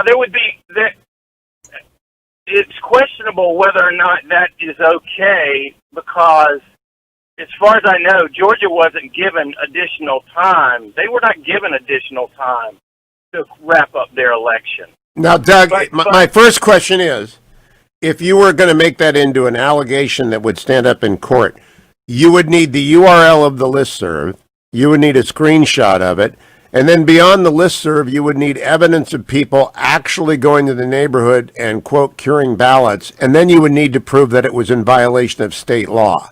So my recommendation, which I've made to the RNC online and on air, is that they establish a website for here's what we believe went wrong, and they stand by allegations that are specific and rooted in evidence that everyone can view, which is a court of law's approach. Because I don't think it is beneficial for us to shotgun allegations that I saw on a listserv. And I'm leaving you on the air. I understand, and I'm not trying, and I'm really not trying to do that. I'm trying to make people aware of some of the tactics that may be used to take the election away from the red state, from the people that support Donald Trump. I agree. I want people to make their allegations to Team Trump. I don't want them to make it on the web. I want them to take it to the RNC. I don't want them to call it into radio shows. And I'll tell you why. Do you realize there are people who want the country to fall apart? There are our enemies in China, Russia, and Iran who are trolling the web, trying to sow false information to make Republican hate Democrat and Democrat hate Republican. And I wish everyone would understand there are millions of people at work around the world trying to do just that. And that we have to... I get that, Hugh. Yeah, okay. I get that. But how vulnerable are you to that? I think, of course, I'm not we all vulnerable are. to that. Oh, My yes, you are. parents aren't vulnerable to that. No, we're not. We're Yeah, you reasonable are. people. Well, I am too. I don't think so. I am too. I know you are, and I don't think you are. I don't think let you me are let me vulnerable explain. to it. I won't tell you who. I had a very good friend post a altered video that was deep fake. It was great. It was absolutely perfect. They posted it. Then they went to bed. They did not know for hours that they had retweeted a deep fake video. Because deep fake, I mean, I can't overestimate for people how good the bad guys are at this. So if you don't think that you can be tricked, I read Daniel Silva too. I love Gabriel Alon. I know about how sophisticated mischief can get, and yet we have to trust our instinct and the good common sense, as my grandmother would say, that God gave us. Well, I agree with that. In fact, I'm reading Matthew McConaughey's memoir, Green Lights, and it's all about that. I'm just saying, for the first time we are encountering, it's the second time really, it wasn't very sophisticated in 2016. Certainly there wasn't Russian interference with the election result in 2016. We are encountering for the first time the most sophisticated information warfare against the United States, and we all have to proceed very, very carefully. And I'll tell you why. In the future, we're going to be defending a Republican president's election against cries by the Democrats of fraud. So everything that we do now is precedent for the future. So I just encourage everyone I got it. Yeah. All right, Doug. Thank you, friend. Jim in Pittsburgh. Yes, Hugh. I have an idea how we could stop a lot of this cheating going on. Instead of people stealing ballots from people's mailboxes and everything like that. When you use your cell phone, what's the first thing you got to do? You got to put in a 4-digit number. Why can't, when you fill out your ballot, you got to put in a 4-digit number? It could have 4 columns with numbers in it, and you fill in your number. And then this way that goes beside your name. And when it goes through the machine, it reads it, and it knows whether you put in your code or not. If the code's not right, your ballot don't get counted. You know, the best tweet I've seen, Jim, is former Governor Jeb Bush tweeted out that after 2000, they fixed the Florida elections. That's why they're easy now. Every one of these states that are controversial right now, Nevada, Arizona, Pennsylvania, and Georgia, need to fix their elections. It is disgraceful. I'll tell you what I saw in 2020 with my own eyes here, and you're not going to believe this when I tell you. I was on vacation down in Florida, in Puerto Gorka, at a hotel. And around 2 o'clock in the morning, they were still going through the election down there between Bush and Gore. And they were interviewing a guy at one of the places where they counted the votes and everything like that. And in the back, way in the back, I'd say about 20 foot back, you could see a guy at this table. You could just barely see him. And I didn't even comprehend what he was doing at the time, but he had a big stack of ballots. He had a long rod. He was sticking it down through the ballot. And that's where all these chads came from. Because if you take a phone book and try to stick a rod down through it, what are you going to get? You're going to get chads. Well, the good news is we have fixed that. I don't doubt that you saw that, but its relevance is limited now. It just proves that bad people will do bad things. But I knew that, and everyone should know that. Thank you, Jim. I want to go to another Pennsylvania. Paul, you're on the Hugh Hewitt Show. Got to be quick. Okay, Hugh. I think the way we should be looking at this is mathematics. We have statistics from everywhere. And the one way to know it, here's an example. In Vegas, they find loaded dice by the result. No, that doesn't work in elections. Sorry. It's not legal. What you're about to say is that statistical improbability invalidates results. That's not legal in the United States because we do have statistically improbable results like 2016. Thank you, Paul. Mary Lou in Florida, you've been very patient, Mary Lou. What do you say? Well, with regard to your appearance on NBC, I'd like to say that I would rather have intellectual inconsistency than emotional, melodramatic rantings of a woman, and I'm afraid the art of debate is lost to the ages. Well, I do believe in intellectual exchange. I do. And I believe that dialectic produces truth. I'm going to talk with Matt Spalding about it. And I just wish television didn't feel so rushed. There was no news last night. We could have done that for an hour, and it might have actually helped the left wing understand what the right wing I believe the right wing is systemically underrepresented, less so on NBC because of me, but I believe they're systemically underrepresented on the major news networks. And NBC works to have people like Rich Lowry and me on, but the other ones don't. And that's unfortunate. Well, thank you, Mary Lou. I got to get to John in Virginia. John? Good morning, sir. I think that somebody needs to go find Joe Manchin and really start lobbying him because I don't have faith that $250 million is not going to flood into those two Senate races and buy those two Senate runoffs in Georgia. Every dollar will be matched. This is not going to be bought. This is going to be fought. And it's going to be fought for Georgia is going to understand their runoffs will decide whether or not America goes socialist. Those two runoffs are going to decide whether or not we have a socialist government and a PAC Supreme Court or a free market government with the rule of law. That's how important. Yes, sir. I do agree with that statement. But in the event that they both fall, Joe Manchin has said previously that he will not allow one-party rule, and West Virginia was the only state that all precincts went red, and I don't think he's going to win re-election as a Democrat in 2022. He's not going to run. He's not going to run. He's not going to switch. He's not going to run, but I also don't think that's going to happen, so we don't have to worry about it. But let's focus on Georgia first, not on what-ifs. One more call. Scoop in Columbus, Ohio, home of the undefeated Ohio State Buckeyes. Yeah, you know what? And you, this is about Buckeyes. This is about the Buckeyes. Last Saturday night, this doesn't surprise me about Pennsylvania vote going the way it is. Last Saturday night, Penn State scored 3 points during the halftime show. So this is a good.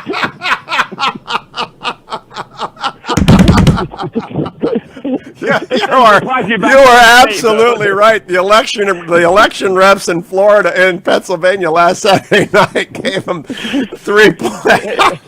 Yeah, go Buckeyes. Hey, and the other thing, Hugh, Ohio is the bellwether of the country. We're never wrong. In the last 120 years, Ohio has picked every winner except FDR's fourth term, where he died 5 weeks into his fourth term, and the JFK, where he was assassinated because Illinois stole that election. So if Biden pulls this off, he will not make it to the first. He will be gone. No, Scoop, we got through that jinx, the jinx, or the every 20-year jinx. We got through that jinx in 1980. God, thank you.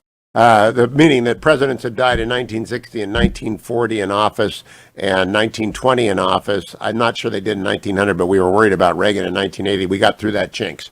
Time to tell you about ReliefFactor.com. There it is. ReliefFactor.com, ReliefFactor.com, ReliefFactor.com. I use it every day. I took it in the first hour. I think you ought to take it every single day because you're getting older every single day. I had an interesting conversation with some friends in California last night by Zoom before I went on NBC. And we were talking about exercise, and people are really exercising more they should be. This is a unique opportunity. The downside of the virus, of course, it killed 250,000 Americans and millions worldwide. The upside is people actually are taking care of themselves better and working out more, but you're going to have minor aches and pains as a consequence of that. And when you do, you ought to get yourself relieffactor.com and give it a shot. Tens of thousands of people take it every morning. I carry in Kirkman, Resveratrol, Omega. I take it with my lukewarm. I'm still laughing about Pennsylvania. Got 3 points during halftime. What did we expect out of Pennsylvania? That's a heck of a line. I'm going to steal that if it's not copyrighted. But relieffactor.com isn't copyrighted. You can steal that from me, but you got to pay $19.95 for a 3-week starter pack. Go off and try that and come right back. I'm going to talk with Jonathan Swan from Axios next on the Hugh Hewitt Show.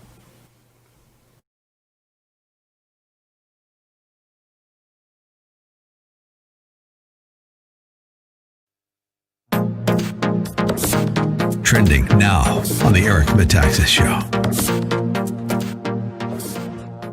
Since the presidency of Richard Nixon, Joe Biden has been a senator in the United States Senate. Since the presidency of Nixon, that is how long he has had power.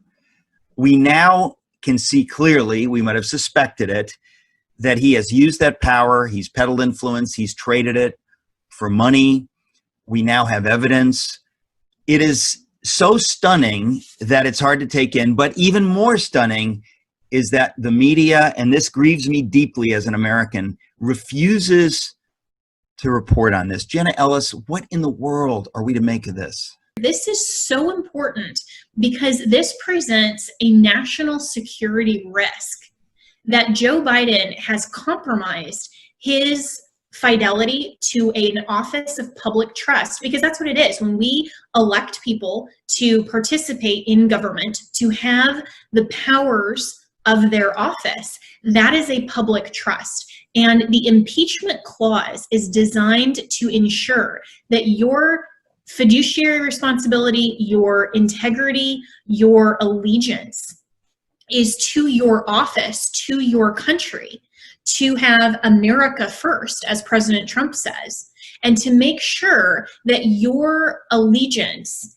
is not compromised to a foreign government. And that is exactly what the evidence is showing that Joe Biden has done throughout his time as the Vice President of the United States. Keep up with what's trending. Subscribe on YouTube today. This is Hugh Hewitt for townhall.com. President Trump has been making his biggest bet that the portion of the American electorate living between the coasts knows what is in its own best interest. He thinks these Americans know that their interest, economic, cultural, familial, diverge sharply from the coastal elites. Trump has taken up the case for folks between the coasts and states at the margin. He's counting especially on voters in Florida, Michigan, North Carolina, Pennsylvania, and Wisconsin. And turnout is going to be enormous. That turnout issue means that for the first time since I started watching politics closely, a blowout in either direction is genuinely possible. I hope you've made your plans to vote and make sure to remind those in your world to get out and vote. America is at a crossroads with two starkly different visions for the future of the nation we love. Whatever the result, don't regret not doing your part. I'm Hugh Hewitt. The Pepperdine School of Public Policy, America's unique graduate program for leaders. Learn more at publicpolicy.pepperdine.edu. Trending now on the Charlie Kirk Show. For all intents and purposes, this is no longer John Roberts' court. John Roberts is a metropolitan liberal. He is at best, Rockefeller Republican who goes the way the ruling class tells him to go. Appointed by George W. Bush. He believes that church is not essential.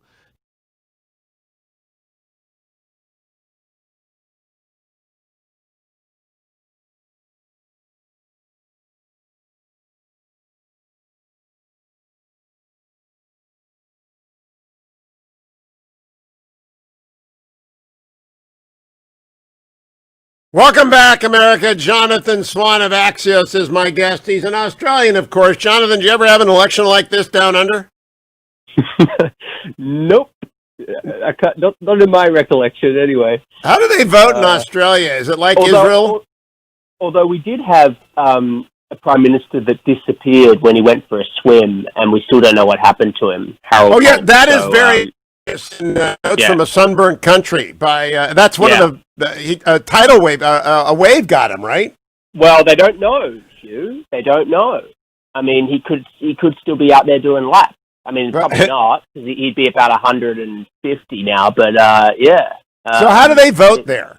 Do they vote on the same day? Do you have to go home? Israel has very, very rigorous rules. I'm not sure what the Australian rules are. Yeah, it's compulsory voting. I can't. I'm sort of embarrassing myself because I can't remember the exact rules about mail-in and all the rest of it. But the turnout in Australia is about 95, 96% because you get fined. You literally have to pay a fine if you don't vote. Interesting. So I don't think we can do that different. constitutionally. But now, Jonathan, I've been talking to senior officials in the White House and Congress. They're very happy with the House results. They think they're going to hold the Senate by winning both of the Georgia runoffs. So it's going to be divided government at worst. But the president is very much arguing the next call. And he's not going to give up arguing the next call or this election anytime soon. And in fact, he shouldn't because it's still in doubt. What do you hear from the White House? Yeah, that matches exactly what I hear. And look, I think it's important to point out that in the Senate, they don't need to win. Republicans don't need to win even both of the. I expect that they might win both of the Georgia runoffs, but they don't even need to. They just need to win one of them. Likely to hold the Senate. So they're very happy. They're very happy about the Senate. I mean, the House result way overperformed expectations. I don't expect at any point, no matter what happens, that President Trump will ever say that he lost this election.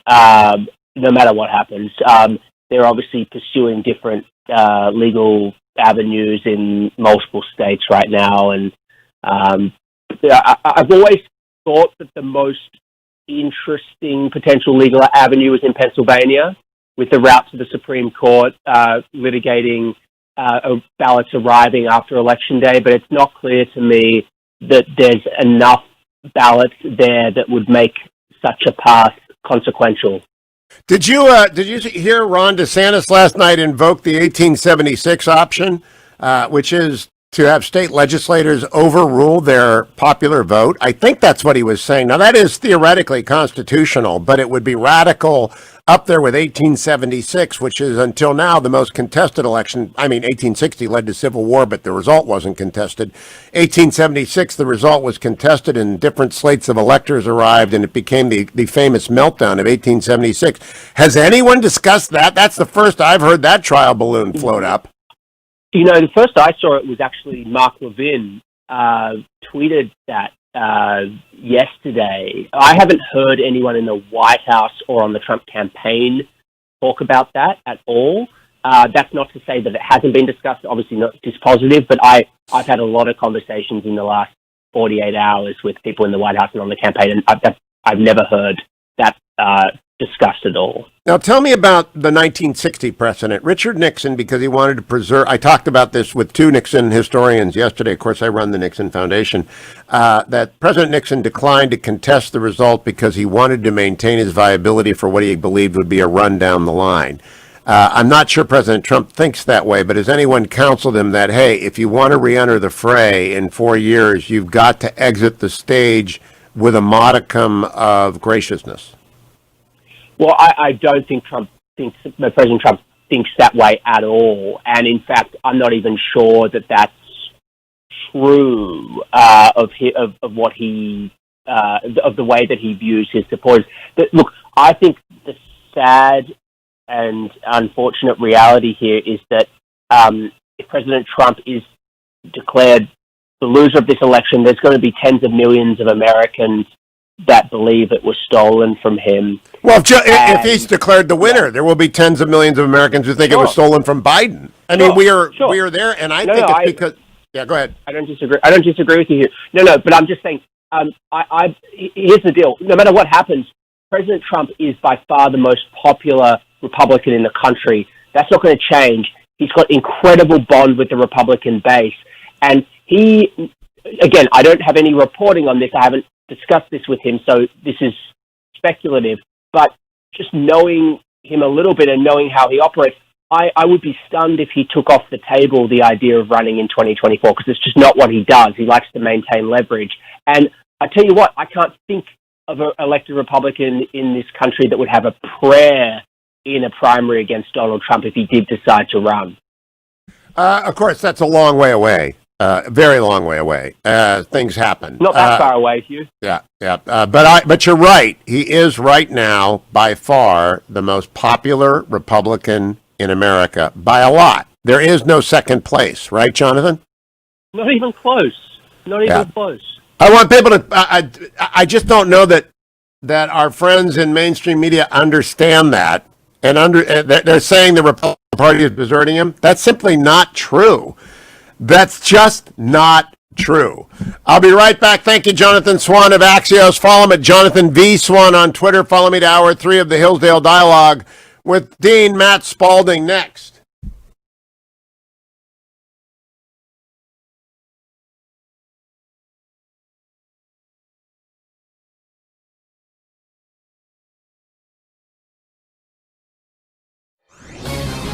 This is Hugh Hewitt for townhall.com. President Trump has been making his biggest bet that the portion of the American electorate living between the coasts knows what is in its own best interest. He thinks these Americans know that their interest, economic, cultural, familial, diverge sharply from the coastal elites. Trump has taken up the case for folks between the coasts and states at the margin. He's counting especially on voters in Florida, Michigan, North Carolina, Pennsylvania, and Wisconsin. And turnout is going to be enormous. That turnout issue means that for the first time since I started watching politics closely, a blowout in either direction is genuinely possible. I hope you've made your plans to vote and make sure to remind those in your world to get out and vote. America is at a crossroads with two starkly different visions for the future of the nation we love. Whatever the result, don't regret not doing your part. I'm Hugh Hewitt. The Pepperdine School of Public Policy, America's unique graduate program for leaders. Learn more at publicpolicy.pepperdine.edu. Trending now on The Larry Elder Show. I live with a bunch of liberal Democrats, and they were complaining about President Trump was dismantling President Obama's legacy. Mm-hmm. They didn't like the fact that he had got rid of all of his regulations, his policies. Right. So if President Obama handed out all of this to President Trump, how could he claim that President Trump inherited something that he really didn't have anything to do with? Well, of course, Randy. Plus, how can he claim that that takes the credit for the economy when everything Donald Trump has done to improve the economy is criticized? Donald Trump lowered taxes. He lowered them too much. Rich people got too much of a break. Donald Trump lowered regulations. We need those regulations for Wall Street. So here you are taking credit for Donald Trump's economy while criticizing the policies that produce the economy. And Randy, the reason I said you were well named is because that's my dad's name, Randy. His name is Randolph. They called him Randy. Now, one more thing, Randy. You listen to the Larry Elder Show. You know I always try to use liberal sources to advance my own agenda, because you can't attack your own liberal sources. Here is Tavis Smiley, anti-Trump Tavis Smiley, who criticized President Trump, admitting that under Obama, by virtually every major metric, blacks lost ground. Over these last 10 years, most of that on his watch, black America has lost ground in the major economic indicator categories. The so-called wealth gap between the average black household and white household widened. Poverty went up. And from a period of 2010 to 2013, believe it or not, black net worth fell almost 30%. Some legacy. Keep up with what's trending. Subscribe on YouTube today. Trending now on America First with Sebastian Gorka.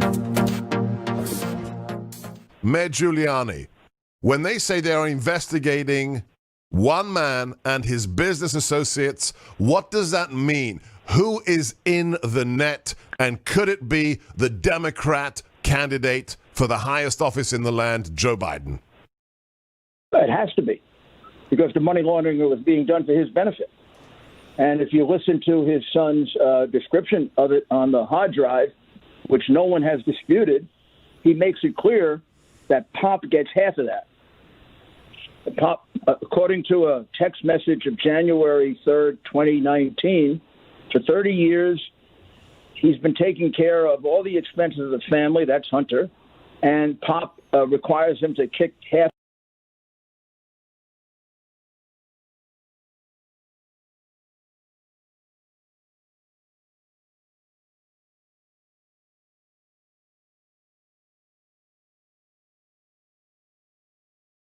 Trending now on the Charlie Kirk Show.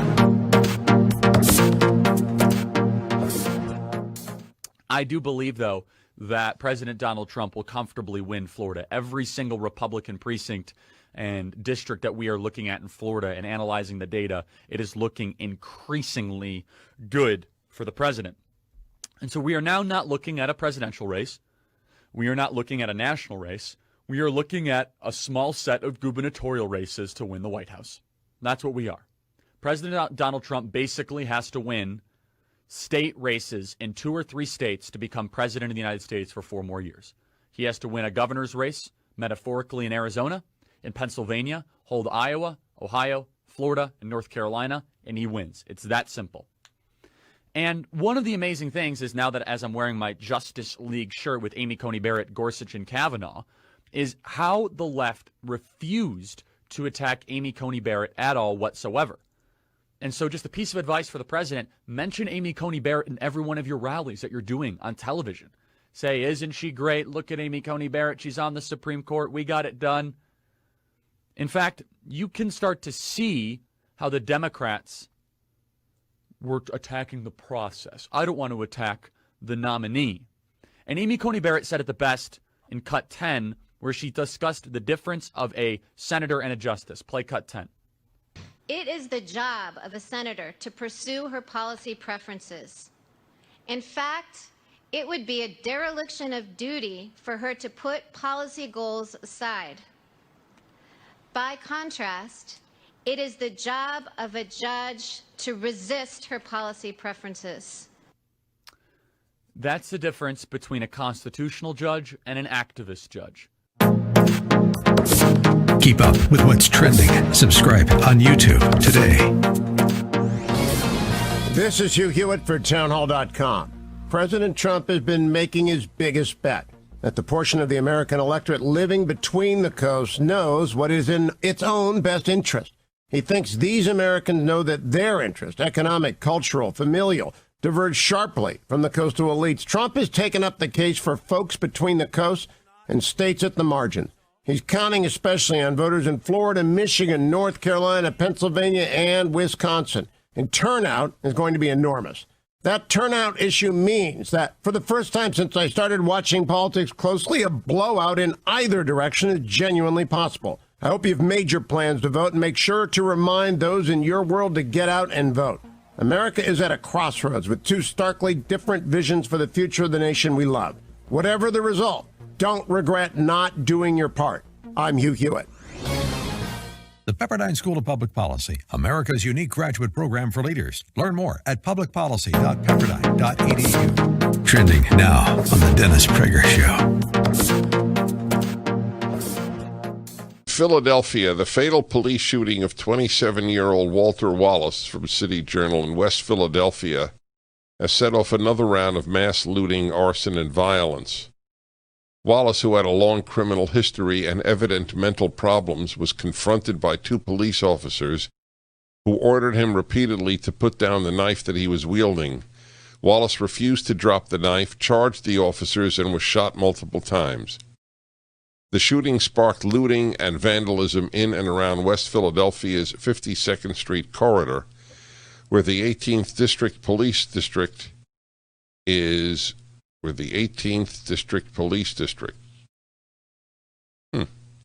located. Incidentally, I have very vivid memories of arriving to give a speech in Philadelphia on the night of the Philadelphia Phillies winning the World Series. And we could not travel directly to our hotel in downtown Philadelphia because of all the rioting that was taking place. So Philadelphia has a tradition of riots that are caused by all sorts of things. And the primary source has nothing to do with events.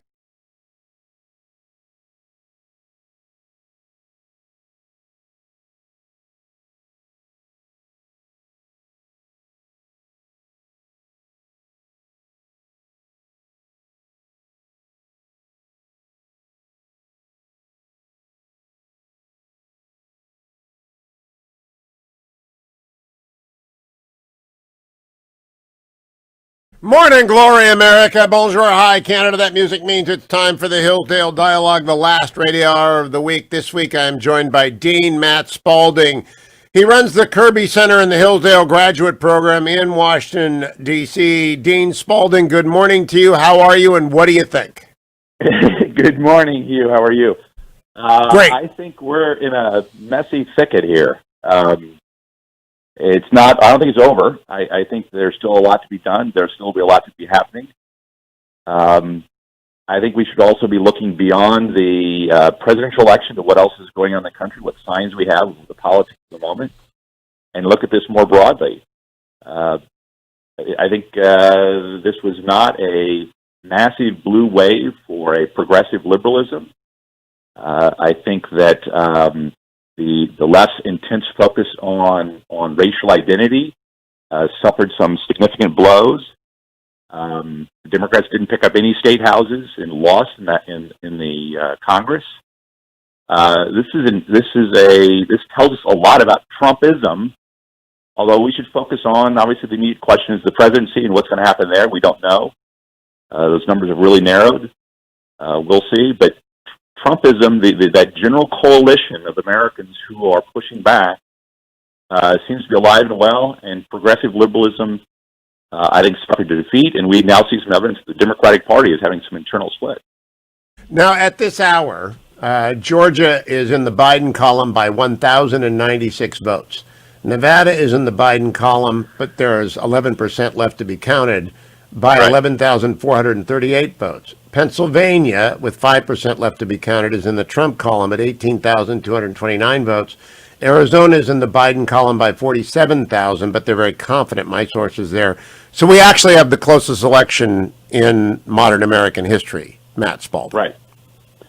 No, I think not only is it close, but I think the unusual thing about this election is the fact that it's divided in multiple states, in which there are some very interesting moving parts. There are some unusual things. There are things going on. There will be recounts beyond that. There's litigation.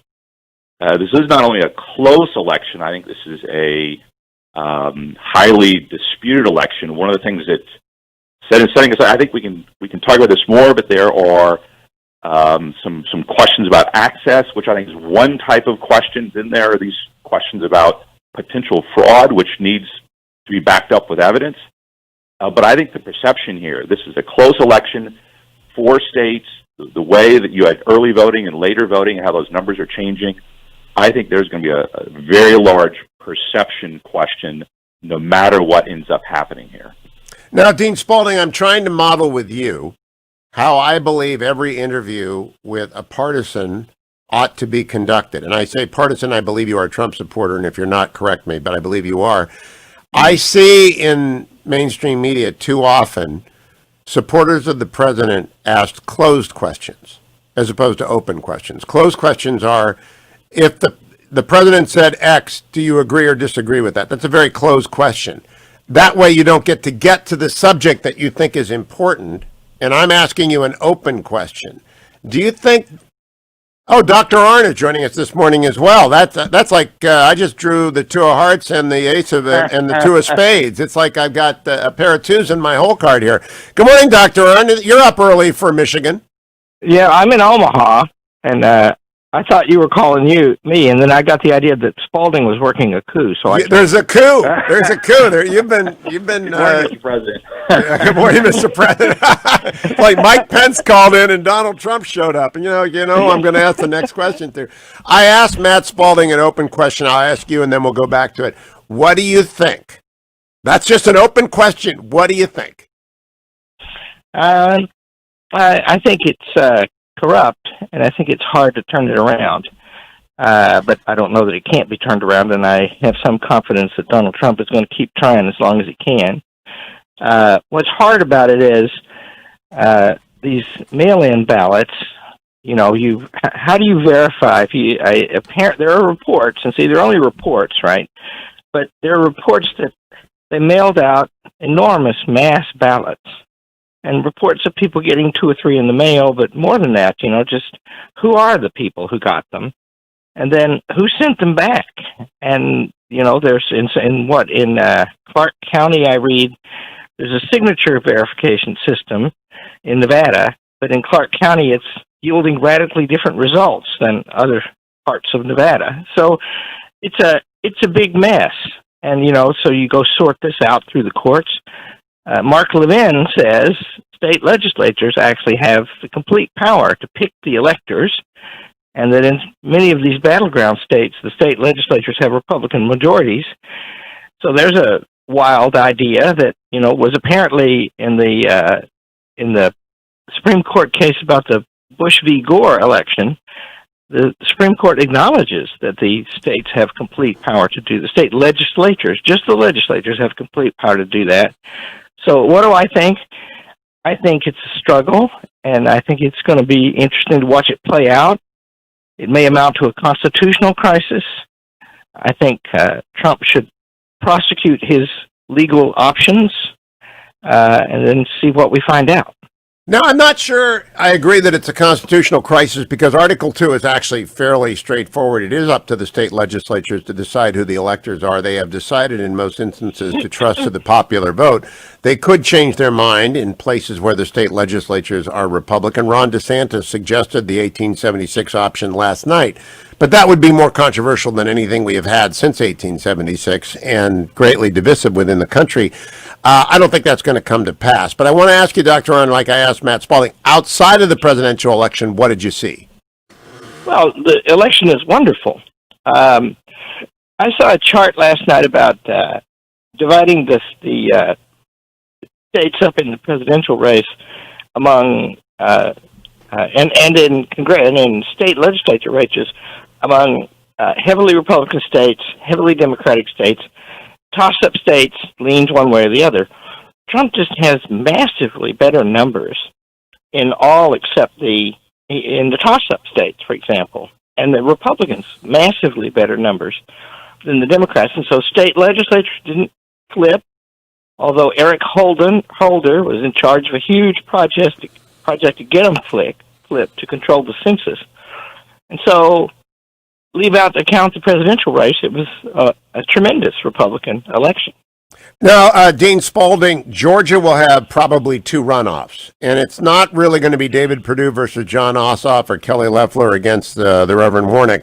It's going to be the way we do things now versus the radical Democratic agenda, because if they win both, Chuck Schumer gets charged along with Nancy Pelosi, and by razors and margins, they can expand the Supreme Court, repeal the filibuster, add D.C. as a state, go to socialized medicine. Do you think it will be fought out on those grounds in Georgia, or will it be a race of personalities, which it ought not to be? It ought to be fought on this is Lincoln Douglas time in Georgia. Right. Well, I think it largely will determine where we are with the presidential decision. If it's not decided at that point, it would be fought out one way. Remember, these special elections in Georgia aren't till January. That's pretty late in the game. My guess is we'll have this decided by then.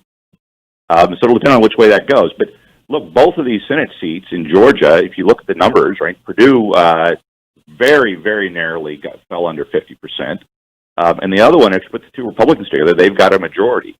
So I think Republicans are at an advantage there. But can you imagine how much money will be put towards those Georgia races if it will determine the control of the Senate? I mean, they put was it $100 million to try to defeat Mitch McConnell in Kentucky? More to try and defeat Lindsey Graham. Dr. Arnn, we are live in Atlanta right now, live in Macon, live in Columbus, live all over Georgia. What do you say to the people of Georgia about these runoffs that approach? Think about what you want the country to be like. The reason this election is way the most heavily spent is and extremely heavily in favor of the Democrats. And look at the places where the money comes from, you know, the big public employee unions, Silicon Valley, you know, all the rich people and power, the rich and the powerful. And so, you know, and the Democratic Party, I've been saying for a decade, this is like the 1850s. It's like a culmination now, because what the energy on the left is to reform the electoral system so they can't lose elections anymore. And there's evidence in this, and so the stakes are huge. What kind of country do they want to live in? We will be right back. President Larry Arnn of Hillsdale College, Dean Matthew Spalding of Hillsdale's graduate school in D.C. are both with us. Everything Hillsdale is at hillsdale.edu. We'll continue to get open questions and answers from both when we return to the Hugh Hewitt Show.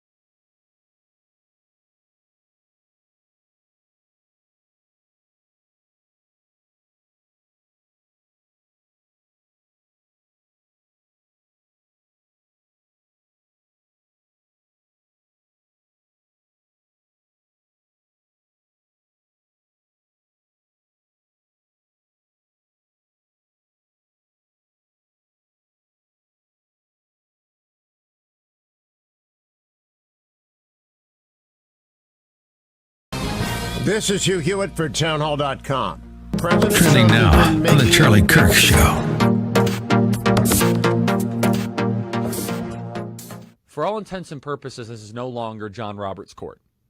John Roberts is a metropolitan liberal. He is at best, Rockefeller Republican who goes the way the ruling class tells him to go. Appointed by George W. Bush. He believes that church is not essential. He believes that deadlines for ballots in Pennsylvania are irrelevant. John Roberts upheld Obamacare. John Roberts, who was supposed to be a constitutional conservative, has really turned his back on all of us that love the Constitution and love our country. And then a billionaire from New York came down the escalator and exposed the fraud that is the American political system. That both parties for 40 years have been saying one thing and doing another, declaring endless misadventures overseas, keeping us in these perpetual conflicts, negotiating bad trade deals, keeping our borders wide open. And President Trump, albeit an unconventional candidate, an unconventional vessel, came onto the scene and he made a list. He made a list of Supreme Court nominees that he would put on the Supreme Court if vacancies would arise. And of course, Scalia's seat was open by the time he became president, filled it with Gorsuch. Anthony Kennedy stepped down in the summer of 2018, filled it with Kavanaugh. And Ruth Bader Ginsburg unexpectedly died about a month ago. And now that seat is filled with Amy Coney Barrett. 3 justices in one term. Only Ronald Reagan can compete with that. Poor Jimmy Carter. Jimmy Carter got 0 justices. Keep up with what's trending. Subscribe on YouTube today. Trending now on America First with Sebastian Gorka. As a GDP growth figure nudged 3%. I can remember those days. It seems like 33.1%. Wow. Okay, let's just stop. Growth. The best we've ever had. 33.1%. It's 7% quarter on quarter, 33.1% annualized. You are the person we come to for trusted information about our economy, about the markets. Did you expect that kind of figure coming out of COVID? Not as quite as good as that. I mean, I did believe that we could see a V-shaped recovery, but I did not, to be perfectly fair. I mean, I know that the Atlanta Fed had predicted 33%. I thought, gosh, I hope so. But I still worry that there are parts of our economy that are still shut down in massive ways, right? The travel industry, the entertainment industry, sporting, all of that kind of thing.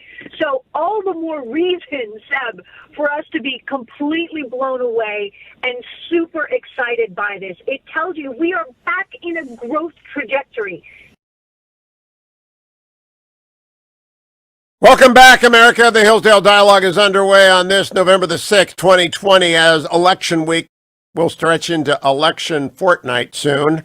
President Larry Arnn of Hillsdale College, along with Dean Matt Spalding, join me. Gentlemen, I want to read to you a tweet posted by the one and only and the irreplaceable man, Mitch McConnell, at 7:57 this morning. Here's how this must work in our great country, the majority leader of the Senate wrote. Every legal vote should be counted. Any illegally submitted ballots must not. All sides must get to observe the process, and the courts are here to apply the laws and resolve disputes. That's how Americans' votes decide the result. Dr. Arnn. Yeah, that's right. Just remember, the most sensitive thing in a purely representative government, which we have and which Madison calls unique, the first ever built, the sensitive thing is the sovereign may control the government only through elections. The sovereign is the constitutional majority. And we really have no influence on the government except through elections. So if elections are corrupted, then especially in this age when the government itself is a huge force in the land economically, it's more than half the economy, well then the government will become a thing unto itself, and sovereignty will move from the people to the government. So you need clear rules that everybody can have confidence in, and you need them impartially applied. Dean Spalding? I think that's absolutely right. I think McConnell is right. I think but here's where the rub is. How do you distinguish between a legal and illegal ballot when you have a state legislature and a state Supreme Court changing those rules mid-elections? The state Supreme Court, in the case of Pennsylvania, changing what the legislature itself had said. So there's the other component we need here is have a stable rule of law in which these elections can happen, and I think that's a concern as well. Now that concern has not yet been adjudicated; it's been set aside, and it remains a live. I think that's what the president was alluding to, and I think that's what Mitch McConnell was alluding to when they refer to illegal votes. I think they're talking about votes that came in later that are being also counted, and that was the dispute that the Supreme Court did not get involved with, which meant they let the state Supreme Court stand. Now I'm going to the right to come back. I'm going to talk about polling with you two after the break. I want to ask you whether or not you believe the president needs a James Baker-like figure, as has been reported he is searching for, to oversee every move in the election fortnight. Dr. Arnn. Yeah, that's a good idea. He's, the president, who, it's worth saying, he's a very remarkable man. And he's got so much fight in him, and that's been good for the country, in my opinion. It has revealed many things. Because C.S. Lewis says you don't know how strong a thing is until you resist it. But on the other hand, he's a partisan in this, of course. And so if he can find some respected figure who will do right, then that would be helpful. Do you think Don McGahn is that figure? Well, Don McGahn is a heck of a guy. Anybody he picks, by the way, will be immediately painted as a partisan. And so it will matter a lot about the comportment of the person. And Don McGahn has a wonderful comportment. He's cool under fire, and he's, and he's deeply aware of the law. And he's showed a record of looking for judges who believe in the law and not judicial power. So, yeah, he'd be good. You see, I do believe they've got to find someone soon. I know a lot of the people who have spread out. I have great esteem for Ambassador Grinnell, less esteem for other people who are out and about. But there needs to be a person who speaks hourly as to every issue. And I don't know that the White House is organized yet. Matt Spalding, you have a comment on that before we go to break? No, I think that's right. They knew needed somebody like that. The advantage with Baker was he had kind of wide bipartisan respect, at the very least, that allowed him to have that voice. That's difficult right now, but I think he needs some other voice. I think I liked his remarks last night. I agreed with him. I liked what he said, but some of it was not. I think it was better coming from somebody else. Put it that way.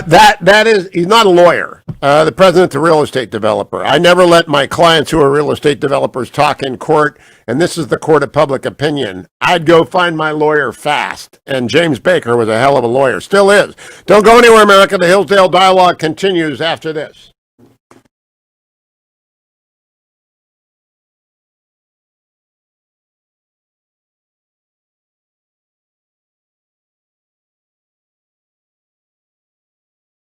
Trending now on the Charlie Kirk Show.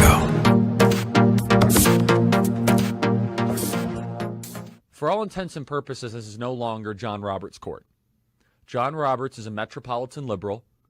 He is at best, Rockefeller Republican who goes the way the ruling class tells him to go. Appointed by George W. Bush. He believes that church is not essential. He believes that deadlines for ballots in Pennsylvania are irrelevant. John Roberts upheld Obamacare. John Roberts, who was supposed to be a constitutional conservative, has really turned his back on all of us that love the Constitution and love our country. And then a billionaire from New York came down the escalator and exposed the fraud that is the American political system. That both parties for 40 years have been saying one thing and doing another, declaring endless misadventures overseas, keeping us in these perpetual conflicts, negotiating bad trade deals, keeping our borders wide open. And President Trump, albeit an unconventional candidate, an unconventional vessel, came onto the scene and he made a list. He made a list of Supreme Court nominees that he would put on the Supreme Court if vacancies would arise. And of course, Scalia's seat was open by the time he became president, filled it with Gorsuch. Anthony Kennedy stepped down in the summer of 2018, filled it with Kavanaugh. And Ruth Bader Ginsburg unexpectedly died about a month ago.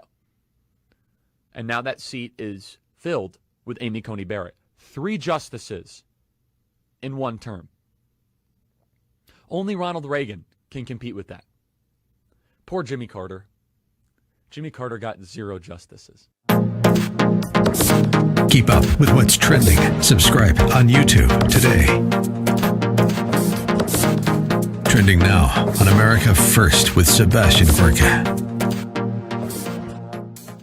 As a GDP growth figure nudged 3%. I can remember those days. It seems like 33.1%. Wow. Okay, let's just stop. Growth. It's the best we've ever had. 33.1%. It's 7% quarter on quarter, 33.1% annualized. You are the person we come to for trusted information about our economy, about the markets. Did you expect that kind of figure coming out of COVID? Not as quite as good as that. I mean, I did believe that we could see a V-shaped recovery, but I did not, to be perfectly fair. I mean, I know that the Atlanta Fed had predicted 33%. I thought, gosh, I hope so. But I still worry that there are parts of our economy that are still shut down in massive ways, right? The travel industry, the entertainment industry, sporting, all of that kind of thing. So all the more reason, Seb, for us to be completely blown away and super excited by this. It tells you we are back in a growth trajectory. Now, the previous quarter, we were down more than 9%. It was like the worst we had ever seen, right? Obviously, I mean, we shut ourselves down. We closed down the entire country. People weren't leaving their houses. So there was this sense of hysteria that just gripped America and really left us just the most, frankly, the weakest place we've really ever been since the Great Depression. Keep up with what's trending. Subscribe on YouTube today. Trending now on The Larry Elder Show. Before, if 25 unarmed black men are killed every year, that's 2 per month. Again, this wasn't unarmed, but I guess it doesn't really matter. So we can do this until the cows come home. Meanwhile, more unarmed whites are killed every year than unarmed blacks. Name one. What's the chant they say in the streets? Say her name, say her name. Okay, say their name. Say their name. Name one. 50 million police-civilian interactions every single year. 11 million arrests. 60,000 officers assaulted. 60 killed. Which means over twice as many police officers are killed every year than are unarmed blacks. Say their names. Out of the 1,000, 500 of them are white. So the police are killing twice as many whites as blacks. And when you look at the homicide rate of young black men, 8 times the rate of young white men, it clearly shows you how the police are restraining themselves, because those numbers would suggest that the police would be killing more blacks. If a young black is 8 times more likely to be a homicide victim compared to a young white, and the police are, quote, only, close quote, 2.5 times more likely to kill a black person than a white person, it shows you how the police are restraining themselves, which is consistent with the study that was done by the black Harvard economist I told you about named Roland Fryer. He found that the police were more hesitant, more reluctant to pull the trigger against a black suspect than a white suspect, tracking the findings that have been done by professors at Washington.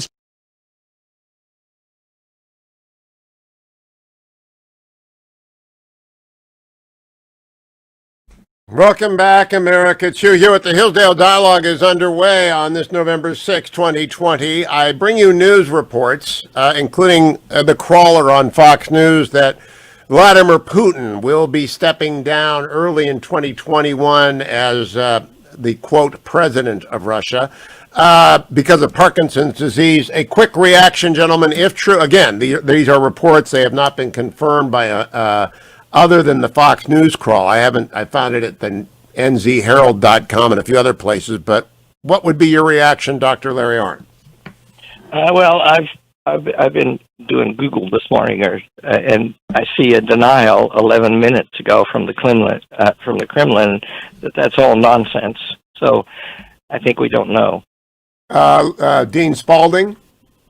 No, I think we'll have to wait and see. I think they've denied it, but they've also, the Russian legislature has also introduced a bill to give ex-presidents immunity for their lifetime. Something seems to be afoot. Remember, we used to read who was on the top of the Kremlin and who wasn't. Right. We're all old enough to remember that, right? Old Russian studies. Yeah. Who's sitting next to whom? Yeah, and who's disappeared? Who's disappeared? We got to keep these kinds of things in mind as we're moving forward. When this came up over the break, the question comes up: what does this do to the relationship with our relationship with Russia, but also the relationship between Russia and China and strengthening China? This puts a focus back again on this question of the presidential election and presidential foreign policy towards those countries. I mean, Putin is an individual who has extremely strong leadership in Russia. If he were out of the picture, that completely changes the relative strength of Russia, which is already diminishing. Yes, he's actually a dictator, and when a dictator falls, chaos often is in his wake. Let me ask you both about, every few years, the people who run programs at Hillsdale forget that I annoy Dr. Arnn, and they invite me up there. And one year, always in January, it's always in January, because that's when it's actually almost impossible to live in the foreign conditions of Hillsdale up there. So I go up there, and one time I gave a talk about Washington, and Arnn at the end of it said to me, you were talking about rectitude. And during the break, I was thinking about what quality do we want in the person that we think ought to serve the president as a point person. And I think it's rectitude, Dr. Arnn. Do you agree with me on that? Yeah, and in a very partisan situation, that's the first thing that will be attacked because it is the most important thing. It's be good if people can believe the person, and that's partly just an attribute of character. What are they like under pressure? They have to talk. You get to watch them. Like what you know about Trump. Trump exaggerates. Trump is a fireball. Trump, and so what he looks like is vigorous, determined, convinced, right? And so somebody who looks measured, clear, incisive, unflappable, that would be good. Yeah, you see, if Dr. Condi Rice could do it, but she can't. She's not a lawyer, and you have to be a lawyer in this situation, or it will be Greek. Matt Spalding, has anyone occurred to you? Not off the top of my head, but I think your last point there, though, I would really agree with. You need an articulate person who's learned in the law, as we say, and can articulate. These are complicated questions, and you need to parse distinctions between questions about access, which have one implication, but also potential fraud. Correlation is not necessarily causation. You need to be able to explain this in a very level way that keeps us at a point where these things need to be investigated. One of the problems, and to alluding to what we were talking about earlier, is the extent to which the popular assessment of facts, of information itself, is broadly disputed when you have polling experts and others who have just gotten the supposed facts of an election wildly wrong. And now, whether this is true or not, there's a widespread perception that the same people are the ones that are telling us what is going on in these states when it comes to counting, and the numbers seem to be changing very conveniently. Someone needs to be able to not only explain the law, but overcome that. You know who I think could do this is former Senator Jim Talent. He clerked for Richard Posner on the U.S. Court of Appeals for the Seventh Circuit. He is University of Chicago Law School. He graduated from there in 1981. He's a deeply devout Presbyterian man. He's esteemed by his former colleagues in the Senate, and he is of the temperament that one would want in this. What do you make of that suggestion, Dean Arnn, President Arnn, and Dean Spalding? I see the coup's still going on here. Well, first of all, I know him pretty well, yeah, and he's very good. You need to know, or get somebody to help you who knows, election law, presidential power, which is what McGahn really knows. He was White House counsel.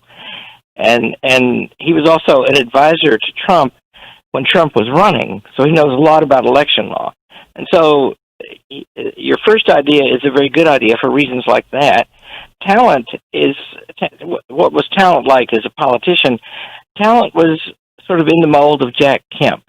He was always trying to reach across the aisle. He was a big empowerment guy. He always believed that if we served the minority people in America, that they would vote in appreciation. And there's signs of that in this election, by the way. And Trump has done enterprise zones, which Talent advocated for decades. So, I had a listener in Arizona send to me, why aren't you mentioning John Kyle? It's because we dragged John Kyle back into the lists 2 years ago. And, he is probably midway point between Don McGahn and Jim Talent. And John Kyle actually does have extraordinary stature in Washington, D.C. Mm. Yeah, that's right. That's right. It's, there's a way to be a senator where you command respect, not from the most partisan in either side of the aisle, but from most. And Kyle did that, and Talent did that. And they would be good for that reason. Of course, another thing is all of that will disappear, right? This is so partisan that anybody... Right. And so I repeat my point, their personal qualities, what they're like when they stand up and talk and argue. is going to be a big thing. Remember how Don Rumsfeld became sort of national rock star in Yes. the early days of the first Gulf War? Yes. Because he was just good. He just could lay out what's going on, and it was convincing and clear. So we need that. Now, let me speak to you guys about polling. It was a debate on NBC last night. I was making the point that two things can be true. The Republicans can have had a very good turnout and won significant gains in the House and hold the Senate, and still have felt the ill effects of voter suppression because of systemically biased polls. Both of those things can be true. Some of my colleagues in the media have trouble understanding that both of those can be true. They ought not to have trouble understanding that. But Dean Spalding, am I correct or are they correct? Well, I don't see a reason why both of those can't be true. Indeed, I think the fact that we're seeing a widespread success in the House and in the state houses and holding the Senate, and now this dispute at the presidential level, bespeaks to that. I mean, the complete failure of the polling was so focused on the presidential election that they did not pick up on what was going on elsewhere. I mean, what Susquehanna and the other pollster, they didn't get it quite right either, but they were actually much closer. So I think this is largely after 2016 and this year and what's been going on with polling. I think this fundamentally questions the very nature of that whole process. The fact that the media sponsors many of these polls, I think polling is now seen as part of the kind of the professional elites or in dispute themselves. What do you think they're widely untrusted. Larry Arnn? Well, polling is obviously a license to steal, and there's been a lot of stealing going on. And another fact is that I think it's still true. I know in 2016, state polling, state by state polling, is not nearly as intensive as national polling. And so, apart from the fact that it starts with an assumption who's going to vote, and we won't know for 2 months, by the way, who has in fact voted. It starts with an assumption like that, and you can get anything you want to out of the numbers that way. And the ones who've been closer, Trafalgar and Rasmussen and Susquehanna and somebody else, they are more careful about adjusting to experience in the past, and Trafalgar at least also adjusts for the shy voter. Because if the media, and that's a point that you make, Hugh, I've never seen the media so openly partisan as it is right now. And if the media is doing that, then that makes, Trafalgar says it can even be innocent. If a mother of a newborn holds up her baby and says, "Isn't it beautiful?" and you think it's ugly, you don't say that. It's, or as my daughter, who's about to have a baby, says, "Well, Dad, you would." That's why you're not in the media. Yeah, it's tact actually matters when you're talking to millions of people. But I do agree. I just don't believe they are aware. Self-awareness, let me put it this way, because it applies to radio talk show hosts as well. Self-awareness is in short supply, Matt Spalding. No, I agree. I think part of it is this is the long-term effects of building a kind of a bureaucratic elite of experts. And so I think they are not at all self-aware of how they approach these things. I mean, polling, like with any other quote-unquote scientific method, depends on what assumptions you put in at the front end. And if their assumptions are making assumptions about who will vote and what the constituency looks like and what is a reasonable position to have, they're going to come out with a skewed outcome out of the other end, no matter how good the model itself is. But I think this is part of the long-term development of a skewed way of looking at the nature of politics, shaped by progressive liberalism over time. These are all products of modern academy and modern political partisan thinking.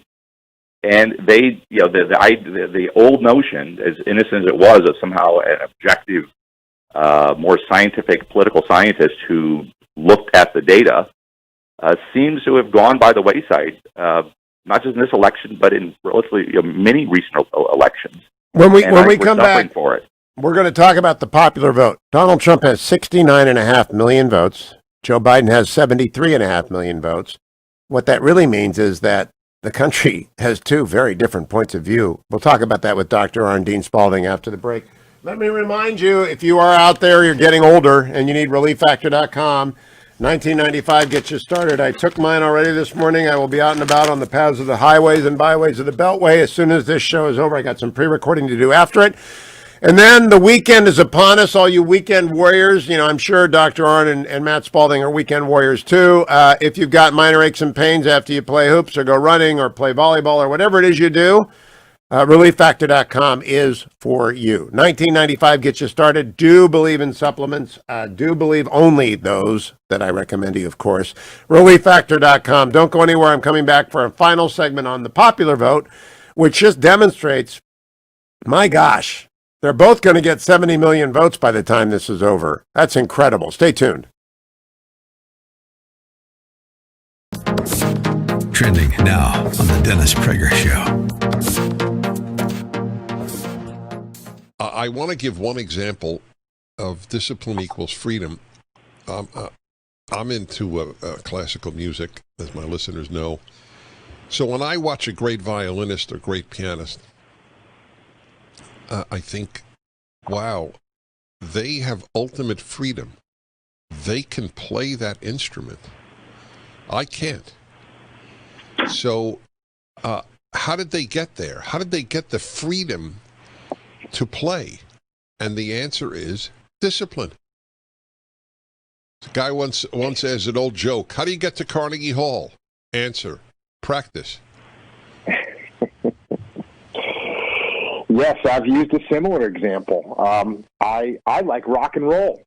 And the guitarist from Led Zeppelin, a guy by the name of Jimmy Page, he was a studio musician for years, and he just played one exact note for note what he was told to play, and he played all the time in that mode. And by the time he got into the rock and roll band Led Zeppelin, he had complete freedom to make that guitar sound how he wanted it to sound because he had the discipline. Exactly. It's exactly the same as mine, just different form of music. That's exactly right. All right, my friend, we're going to do an hour together. I'm so crazy about the book. I just wanted to, in this very urgent time, take time out to tell people about it. Discipline equals freedom. Jocko, we'll talk soon. Thanks, Dennis. Appreciate it. You, my friend, to say the least, have earned it. Thank you. Keep up with what's trending. Subscribe on YouTube today. Trending now on The Mike Gallagher Show. The dirty tricks they're using in South Carolina and what this has to say about Jamie Harrison, the Democrat candidate for Senate who's challenging Lindsey Graham. This race has kind of turned into a national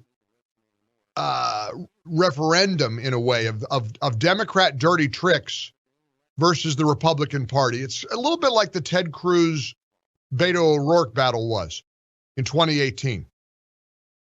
Over at Red State, they write, not a day goes by where there isn't a fawning puff piece on how Harrison has managed to make a race competitive.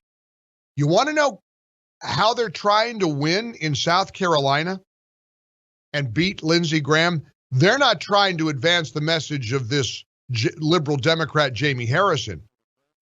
They're pretending that a guy named Bill Bledsoe, who dropped out a month ago, he was earlier in the year challenging Lindsey, he dropped out and voted for Lindsey Graham.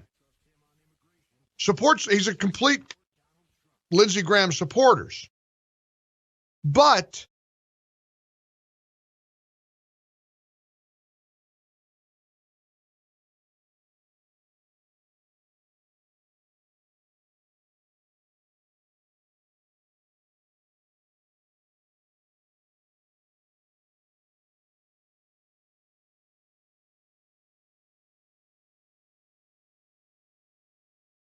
Welcome back, America. Unemployment continues to drop. It's now below 7%. That is great news. Dr. Larry Arnn, Dean Matt Spalding, both from Hillsdale College, join me. Gentlemen, I want to ask you about military ballots. This is also deja vu. We did this 20 years ago, but there are 9,000 military ballots in Georgia, where President Trump is behind by 1,100 votes. About that, I can only say Georgia is not yet decided. Agree or disagree, Dr. Arnn? Oh, yeah. Yeah, and, this, God knows what's going on, as we keep saying, but if there's a whole bunch of ballots in a state, and Georgia, apparently not this state, but Pennsylvania is, that are recorded after the deadline, that are received after the deadline, because we have elections, we have election days, right? If that's true, and if the law in those states says that you can't do that, then there's ground to exclude a whole bunch of ballots. And you ought to do it because they're not legal ballots. And so it looks to me like big changes are possible depending on what will end up being the Supreme Court of the United States. Dean Spalding. No, I agree with that. And I think we're far from over. And once we appoint somebody to oversee this, it'll turn around. But back up for a moment and think about how for 4 years they've tried to bring this president down through Russiagate and every other possible way and tried to impeach him. And we've gotten to this where these two candidates are each, I think you mentioned, approaching 70 million votes. The state houses didn't flip. The House picked up numbers. You're holding the Senate.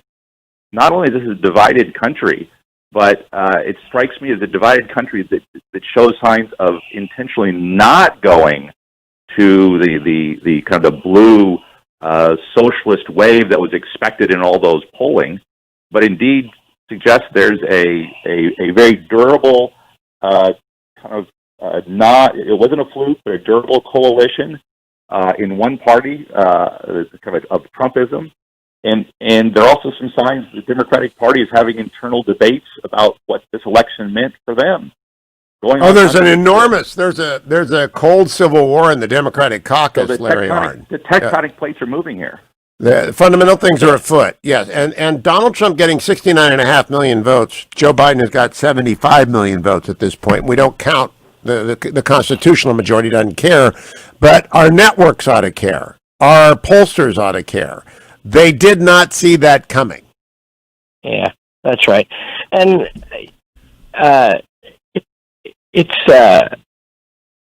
it's a divided country. It's deeply divided country, and it looks like, the Democratic Civil War. First of all, Joel Kotkin has a really great article in the American Mind a few days ago, and he says in that article it's about the divisions inside the Democratic Party, and the people in the Democratic Party who answer yes to socialism, to Puerto Rico and D.C. to make sure the Senate never changes hands, to nationalize health care.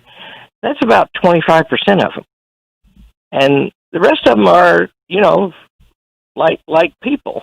There's a right wing, I guess we're all in it, in the Republican Party, and we think about politics a lot, and we've studied it for years and years, and we have strong opinions.